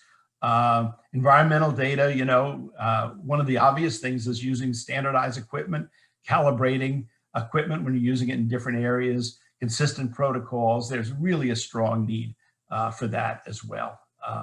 Habitat, there's tidal wetlands, and that's a big program is underway in the Bay. For some reason, that's not coordinated with what's going on in the Delta right now, and that's one of our logical recommendations, that whenever possible we should be coordinating activities. And then again, just in terms of increased efficiency, telemetry, remote sensing, eDNA, a whole variety of these things were identified. Next, please, Edmund.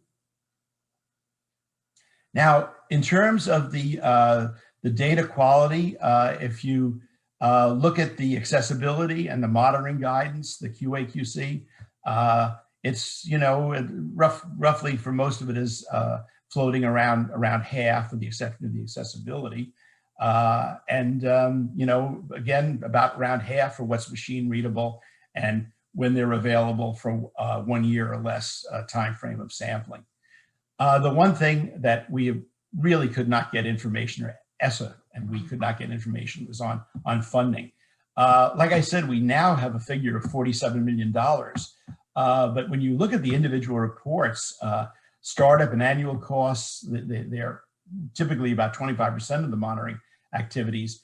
We had reports from 20K to 4 million with no specifics, and only about 50% of the monitoring activities at site information, which range from 1 to 2,000 sites. So again, all over the place with the funding. Next, please. So ESSA ended their recommendations in a very interesting way. They said they didn't want to do piecemeal recommendations with very, very specific aspects that should be forwarded. They said that's not going to do any good. What they said is you need a big overhaul, and they called them big moves. And when we come to the questionnaire in a couple of minutes, you'll see how the people in the Delta that responded to our questionnaire, the practitioners, thought about this. Well, first of all, they said that you need to synthesize, standardize, and focus on priority science and management needs. And then they gave a whole series of ideas of, they need a clear purpose of monitoring, which again in the questionnaire people agreed was also a need, a common playbook for priorities, which is not there, and then the synthesis and standardization, which Jim Plern has mentioned over and over again is critical. And so, in terms of that, we need to maybe start with this as the beginning, to looking at how we end up having a successful monitoring program in terms of the review of everything that's going on. Next one, please. And this is S's big move 2. And this is to reimagine monitoring designs for prioritizing monitoring needs. As we talked about this massive investment in monitoring, there was always little understanding of the total costs, as I said, from figures all over the place. Almost a half an order of magnitude. But now we have that DPIIC report. It's a new report. It'll be produced annual. And again, adaptive management, it's almost like it doesn't exist in terms of you look at the monitoring reports. And we need a template for prioritizing monitoring need, prioritizing monitoring needs. And then the issue of piecemeal, they felt just is not gonna do anything. And again, the gaps, the inventory tool may help us imagine that. But I think the big issue they had was in number 3. And next one, please, Edmund. That's strengthen organizational structure. One of the most effective reviews that I thought we did was a review of the Interagency Ecological Program. We finished the review. We went to the board of directors, the directors of the program. They wanted us to come back. They wanted us to come up with specific ideas. They were very, very receptive. And then the pandemic hit and we never went back. And then things just fell apart with that. So I think related to the monitoring review is bringing IEP back into the analysis, because they are really critical in terms of understanding the integration. That's where most of the monitoring is done, and a large amount of money is spent through that. Also, that there's all kinds of alphabet soup out there. CSAM, CAMT, DPIIC, all these initials. There's really no integration, and Laurel talked about that, which I think is really a great idea. And again, they are proposing looking at the network analysis to looking at the structure interaction. One of the things that I do want to mention is it was clear in the IEP review that some type of organizational structure needs to be developed. And although we didn't want to recommend one, we thought that was IEP director's role to do that. It was clear that everybody we talked to about the over 400 comments we got on the questionnaires, that something needed to be done in terms of organizational structure. So I'm hoping that, again, given all the things that you're trying to do, that you go ahead and consider this IEP review that's complete in terms of looking at the monitoring program. I think if there's one thing that would make a difference in the Delta in terms of monitoring and expenditure of money and ultimately adaptive management, it would be this integration of IEP in the monitoring review. And the next, just a couple more slides, please, Edmund. The questionnaire, unlike the over 100 responses we got to the IEP questionnaire, we got 34, but again, they were very, very useful in terms of, we got a lot of comments that were presented in terms of specific issues surrounding monitoring, again, related to all our goals. And I'm only going to go over 3 of the responses that we got, because these really relate to the big issues that ESSA brought up. Edmund, please. Okay, first of all, there's a common understanding of the priorities required to meet science and management needs. 2/3 disagreed with that, and about 10% didn't know. So this is certainly one of ESSA's points that the practitioners in the Delta agreed with. Next, please. ESSA's big moves that the organizational structure and integration of activities to support monitoring and AM should be strengthened. Again, 80% agree. And then finally, the third one is, Edmund, please. A major coordinated overhaul about how monitoring is designed and conducted. Little less unanimous agreement, but there was, almost 60% that agreed that this would be done. Now, one of the things I want to mention, again, we've found questionnaires to be extremely useful in all of the reviews that we've done, not just for the response, but for the comments we received.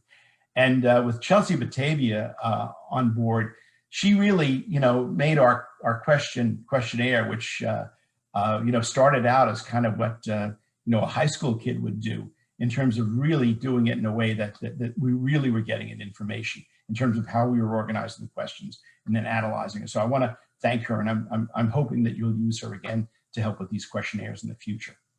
So next one, please, Edmund. So the next steps. One of the things that's just came out is IEP has done a pilot review of long-term monitoring elements. And this was response to the number of calls for review and revision of long-term monitoring efforts by IEP. And they specifically mentioned our recommendations in this report. So again, this needs to be considered just like all of IEP when this monitoring review is complete. We have an internal draft. I think it's about 60 pages. It doesn't include interviews. It doesn't include the questionnaire results. And again, not written by the whole team. So that I think it's probably a little more individual opinions than that of the science board, of the past science board. We need to incorporate the questionnaires into the draft, and Chelsea has indicated that she will help with that in terms of doing other analysis. And then we have a list of interview questions. We have a bunch of people to interview, and then of course the pandemic hit. And again, mentioning Chelsea, she indicated that she will help come up with ways of more sophisticated than just do you agree or disagree with interpreting the interviews. We have a list of potential recommendations. There's 17 of these. Again, these have not been reviewed by the writing group, although they've been circulated in various forms. And so, although we have these, I want to emphasize these are probably individual opinions rather than that of the entire board that we're going to be passing on to you. So finally, next slide, Edmund, just to say all of you, thank you. It's wonderful to see all of you again. I want to end with a kind of like a broken record. So much has been invested in this. Now, not just the money for the contract with ESSA, but in the hundreds of thousands of dollars probably if you look at science program time and Delta Independent Science Board time, some of the agency people that we've gotten to help us with this. So I hope this doesn't go by the board. I know there's a lot of big plans and all of them will be time consuming, but I think in terms of practicality, this is something that you could do and really make a difference. So thanks very much. Thanks a lot, Vince. Very informative. Before we move on to Chelsea, just a couple of simple questions. How much effort, and I know it's hard for you to judge, but how much effort is left to finish this up? Well, it's hard to judge. One of the things, of course, with a lot of our reviews, there's a lot of tinkering that goes on at the end in terms of that. So that's going to be something that will involve the whole board.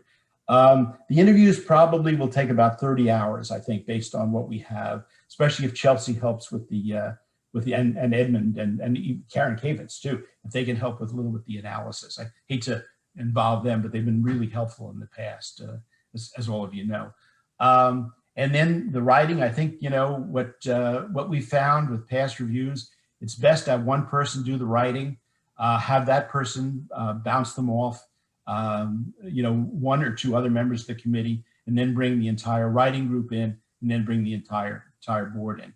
So, 100 hours maybe. That's helpful. Another question is the interview questions. Are they best done, the interviews themselves, best done now or after some recommendations are done, or what? I think they're going to be done now, because one of the things we can do is bring up some of the recommendations. And again, the interviews have been incredibly helpful in terms of getting perceptions of what people think is going on in the Delta. I remember, some of the board members said, well, we're writing this review ourselves as DISB. We don't want to just parrot what the people in the Delta are saying, but in fact, we've never parroted them. We've taken it, we've looked at it, we've looked for contradictions. And so I think the interviews are really important. Okay, any board members have any questions for Vince before we look at the inventory tool? And I did know, Steve, that you would bring something up about funding. This is the sign of a former administrator. Well, if no one asks a question, then I assume that that they are volunteering to take on the lead of this. Is that what I'm hearing? Okay, there's a question, Diane. So one of my questions is, will this interview ask the interviewee if the extent to which they're using the data and how do they use the monitoring data? Is it on a monthly time scale, or is the goal to have it there every year? Do you see what I'm saying? Sure. One of the things that if you look at the existing interview questions, I don't know if anyone sent them out to you, but they're really kind of broad questions to get them expand on with questions like that. You know, they're open-ended essentially, but you know, a lot of that data is in the inventory in terms of, you know, the numbers, but actually how it's used is not. They haven't gotten it. So hopefully the interviews would get at that.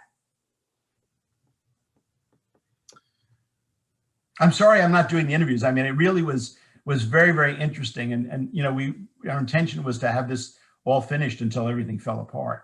You're certainly welcome to do the interviews, Vince. Well, thank you, Steve. I appreciate that. We're allowed to appoint committees outside the board, so I appreciate that. And the 2 classes I'm teaching would appreciate it as well. It's only 100 hours. It's only 30 hours. So, on the inventory tool, before Chelsea gives the overview, it's Cheryl's going to give the overview. Cheryl, right? Did a great job on it. Our original plan during the monitoring was that each of the board members would learn how to use this tool, and we would play with it and ask questions and so forth. I don't think any of that's going to happen now. You're certainly welcome to learn the tool, but I think the overview will just give us an idea of what the tool is capable of. So Cheryl, you don't need to teach us anything, just sort of give us an overview of what the tool can do so that we can be in a position to form the questions we might want to ask. And then someone who is working with us can actually run the analyses and do the interviews or do the inventory analysis themselves and report back to us. So Cheryl, did you want to? Yeah, thanks, Steve. Thanks, Vince. I'm going to share my screen so you can all see the tool. Okay.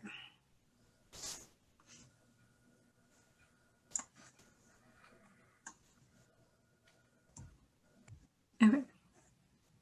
So when you first get to the page for this inventory tool, this is what, oh, it's all frozen.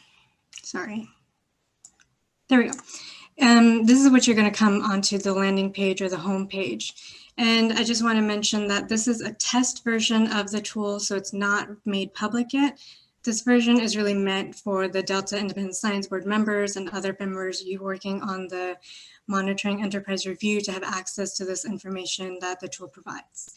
The final public version will be merged with the science tracker and available at a later date. So the tool is meant to be intuitive. And if you spend about 15 to 20 minutes clicking through the different buttons that are available throughout the tool, you can get an overview of what information the tool provides. So first of all, on this landing homepage, the best way to start navigating is with the menu bar up here. And, but I want you to also know that everything is kind of revolving around this inventory page, which is where monitoring activities and their metadata are really concentrated and available. So I'm just going to give you a brief tour so you can get a quick overview, as Steve and Vince mentioned. So on this homepage, you have the map. You can move around by dragging. You can zoom in and out, just like most maps. And then down here, you can change the map layer as you need. This is just the default version. The other component on this homepage is this drop-down accordion menu. So this first one is just giving some information about the tool. And then these other three here are actually shortcuts that lead you to our analysis page. And so give you more information about data accessibility, gaps and redundancies, and agency involvement. But I'm going to cover those a little later. But those are just quick shortcut accessibility there. So now If we want to start going into this tool and we want to look at the different regions, let's say we are interested in Sassoon Marsh, you click on that and you see that there are 86 monitoring activities that are identified to be occurring in this region. So we're going to go into that region, and this takes us to the inventory page. Once it loads, there we go. And it shows your 86 results right here. And if you go down here, you see that it's filtered by region, which we just clicked is Sassoon Marsh. So if you wanted to go straight into the inventory page, your landing page here shows all 156 identified monitoring activities. And filtering through all of those activities, you can come over here and choose whatever specifics you are interested in, whether that's a management theme, socioeconomic, habitats, even the implementing agency here. If you choose to search by keyword, my suggestion would be to keep all of the other areas blank. And when you search by keyword, use more general words rather than specifics. So for example, benthic gives you a few results. But if you're interested in amphipods, that's too specific of a word to bring up too many activities, so I suggest staying general. Now, what is in one of these monitoring activity metadata pages? This is where all the meat really lives, right? So if you go down through this page, you get information about the associated agencies. You can learn more about the monitoring program that this activity falls under and some information. You have historical information about start date and some costs. And then we have a list of the management drivers that are really driving this specific management activity to exist. Going further down, there's information about quality control of data management and some more data information. There's a section with sources that leads you to other websites that give you more information about this specific monitoring activity. And you know you're going to a different site because this arrow on the link is there. And then, and then finally down at the very bottom, you have a lot more specific information about the sampling activity going on during this monitoring activity. And so here's some general information, and then you get a lot more detail as you move down, including information about equipment, metrics, and regions within the Delta and California that this monitoring occurs. And this table here, I'll just point out, includes all of the keywords, parameters, themes, and components that you can use in those filter sections that will lead you to this specific monitoring activity. Now, you saw some more links within this metadata page. For example, the lead agency, CDFW. If you click any of those links, what you're going to get is just a list of the monitoring activities where CDFW is listed as one of the lead agencies. So that's another way to filter within the metadata. Now I'm going to go into the analysis page. And this is set up across 3 specific questions. So you can explore these specific questions. So first of all, we'll talk a little bit about data accessibility. And you can filter, again, for specific habitats and the theme within that, and then parameters. So say that's what we want to look into. And you get this interactive graphic here that shows that there are 25 total activities that are associated with these filters. Is there data guidance? Yes, for 20 of them. So then we want to know more. Is the data machine readable? For 12 of them, it is. And then finally, is there a reporting lag? So for 2 of those activities, there's a 1 year or less reporting lag.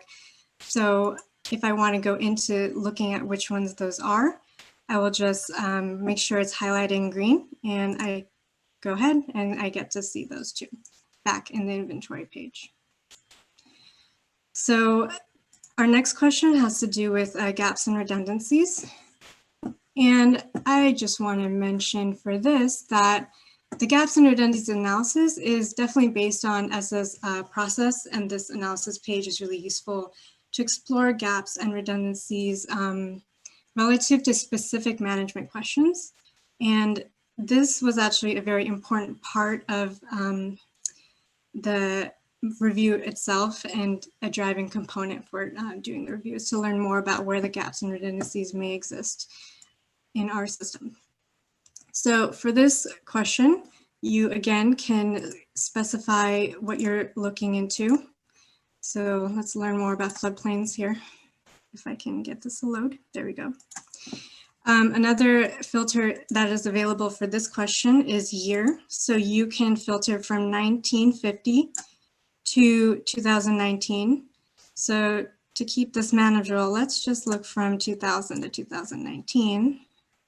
And the result for this would be a heat map, which goes across x-axis with the different delta regions and down the y-axis across the different years. And for this heat map, the darker colors are going to represent higher relative activities identified, while the lighter colors show relatively less activities.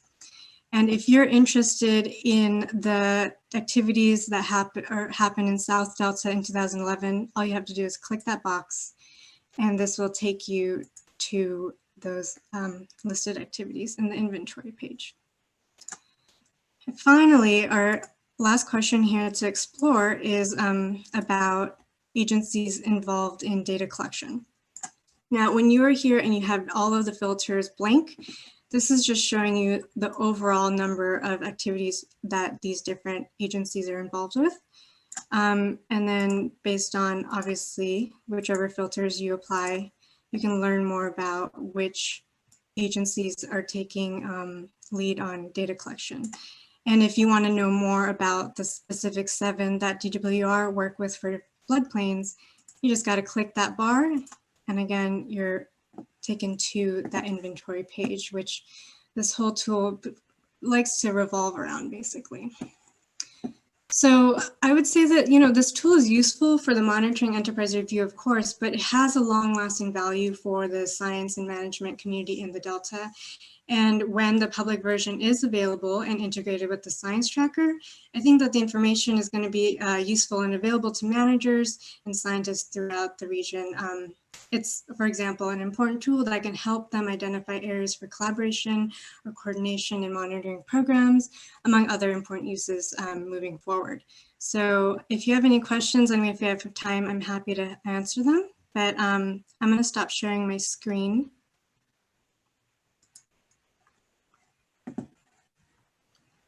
Thanks, Cheryl. Very useful. I had one question to begin with. When is the full integration with the science tracker expected to be done? That I am not 100% sure on, and I'm not sure. Maybe Edmund or would know more, and if I know more, I can let you know offline. Okay, so Tanya. Yeah, thanks, Cheryl. This is really cool. To what extent do you think that there are missing data or missing activities from this database, both temporally or spatially? I mean, how accurate is the coverage of what is actually happening? So that's a good question. Sorry, continue. No, go ahead. Okay. That's a good question. And I think the 157 activities that are available in this are just as comprehensive as ESSA could do, and collect information on during their process of gathering this information. I think a lot of the really important big monitoring programs and thus monitoring activities that occur in the Delta are well represented. But as we continue making this move towards becoming public and integrated with the science tracker, I'm sure that that data and information is going to continue to be added and stay updated. And the data that is currently in the tracker, it is constantly going through QA/QC. Yeah, Cheryl, if I could just add, this is one of when we first made this available and indicated the different monitoring programs, a lot of the very, very small monitoring programs were saying, we weren't included. ESSA had put limits. If data hadn't been collected in the last 5 years, but I think what Cheryl said, it's got certainly the big programs, the major programs. but I think it would be impossible to be completely inclusive with everything that's there.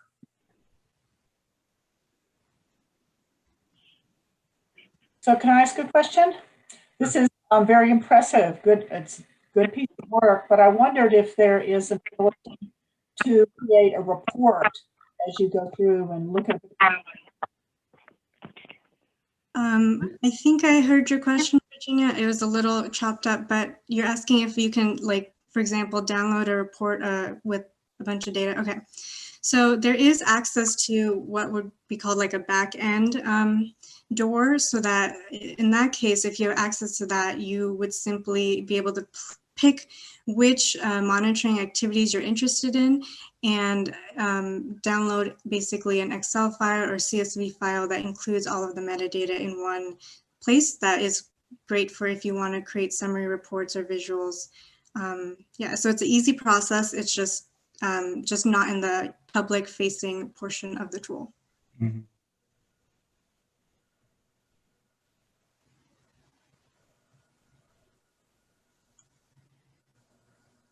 Man? This is really impressive. How will this be continually updated? Is that built into this process? That is a good question, and I'm not 100% sure how that process is going to continue forward, and I'm not sure if that is going to be a process that's, you know, a part of the integration, or if it's a standalone for this tool. But Carol, yeah, if I could just add, the idea with the science tracker, ESSA is also doing the science tracker, so that would be a hope. The other thing is, remember, although you're linking to the programs in the back end, you're still going to have to go into the agencies themselves to get the actual, you know, numbers, the actual data that was collected in monitoring. It wasn't intended to be a massive database where everything was in this. It's an entrance to the monitoring programs from which then in the agencies you can go in and get the specific data. But I think the science tracker is a huge development. And also to add to your point, to Diane, so if we want to make updates or we find new information, we're able to go into the tool itself to make up the needed updates. And which agency would be responsible for doing that? Would that be the Delta Science Council? Or how would that happen? George. Yeah, so this is more, so we do have George Isaac on the call. He is part of the science program leading the science tracker. So this is a separate effort from the inventory tool, which is focused on helping inform this review. So George is also on the call to help answer some of the science tracker questions. Hi, yeah, we are in the process of developing the science tracker, and trying to integrate the monitoring enterprise is one of the top priorities. We haven't really figured out how we want to integrate it. We definitely want to get all of the information and the data. One of the problems is the background, the building software for it is different compared to what the MER was built on. But we are in the very early stages of the development for the tracker, and we are looking at 2 or 3 different options of trying to get all of that information into the tracker. So it may not look exactly the same, but we want to bring everything in. And if we can bring everything in as the way it is, then we can have some resources put into trying to update the information as new information comes in.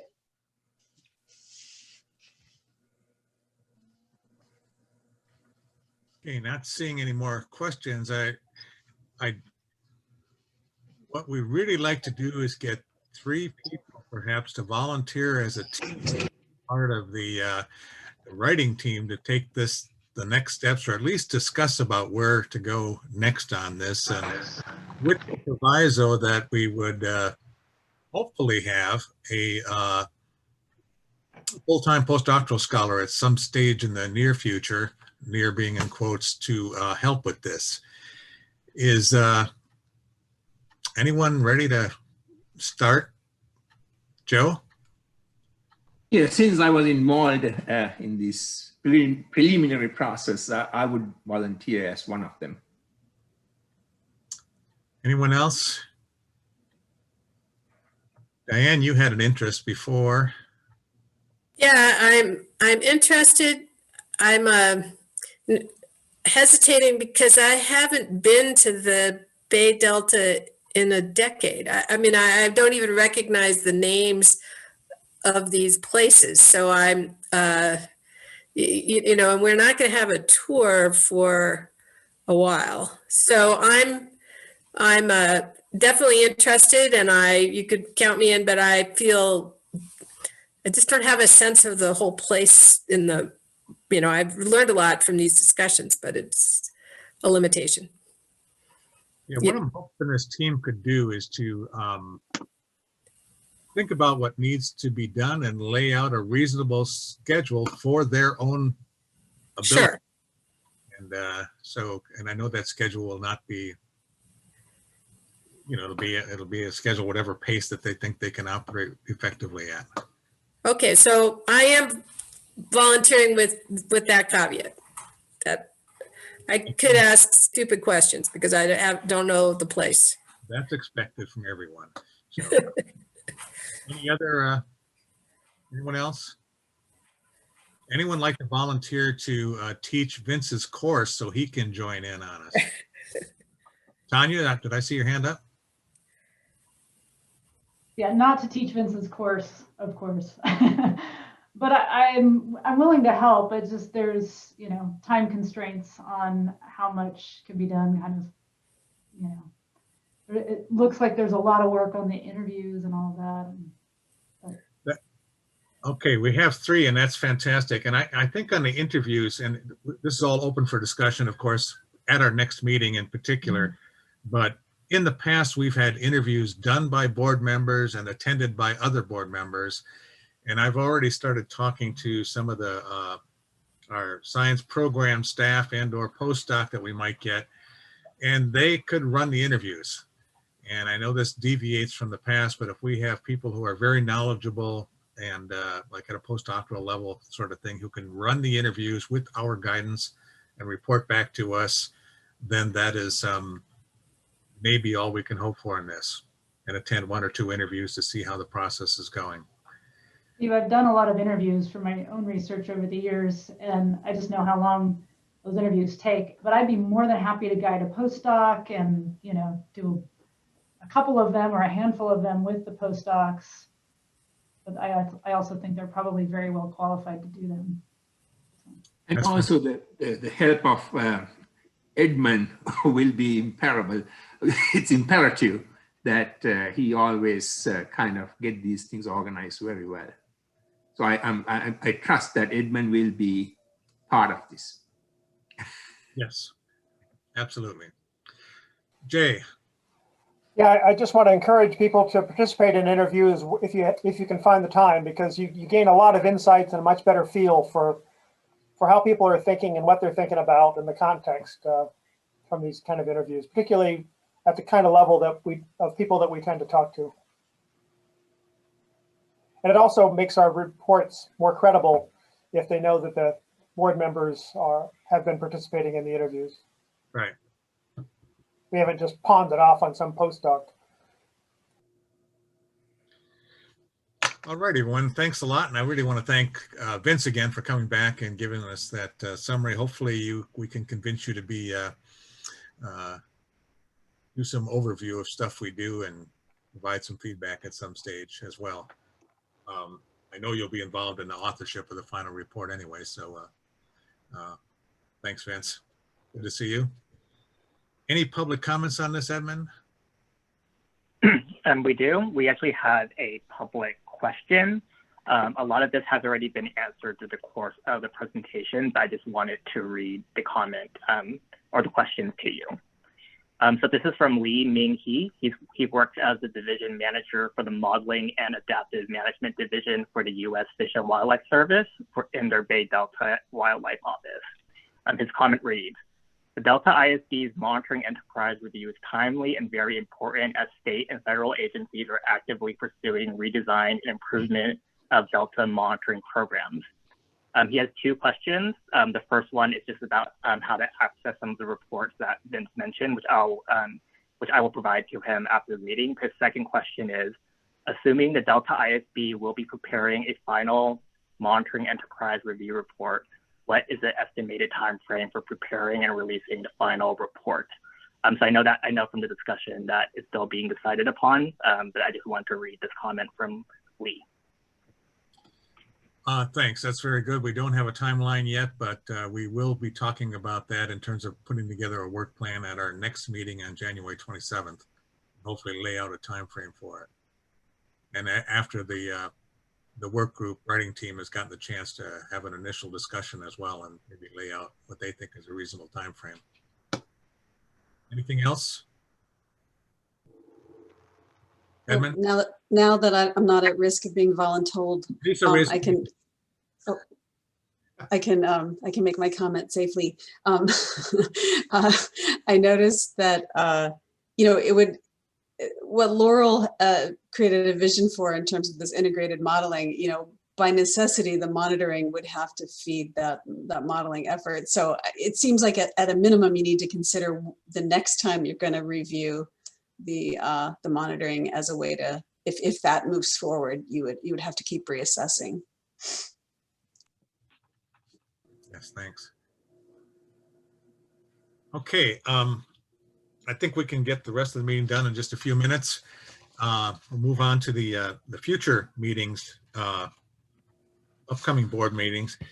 I mentioned a little bit about the January 27th meeting, and the model we're now sort of moving towards is having 2 meetings per month, with one meeting be more or less talking about our reviews and information items like today was, and the other meeting to do something else. And on the January 27th, we're going to have a 2-hour meeting, and it's going to be discussing about the work plan and what we want to do in the future, whether that's more reviews, limit ourselves to the current reviews, change the nature of our reviews, change what we review, or do something completely different as well, such as looking at, as Jim mentioned and others, looking at maybe future science, future scenarios, exploring new ideas where we might want to go, and thinking about this whole concept of looking forward and along the lines of the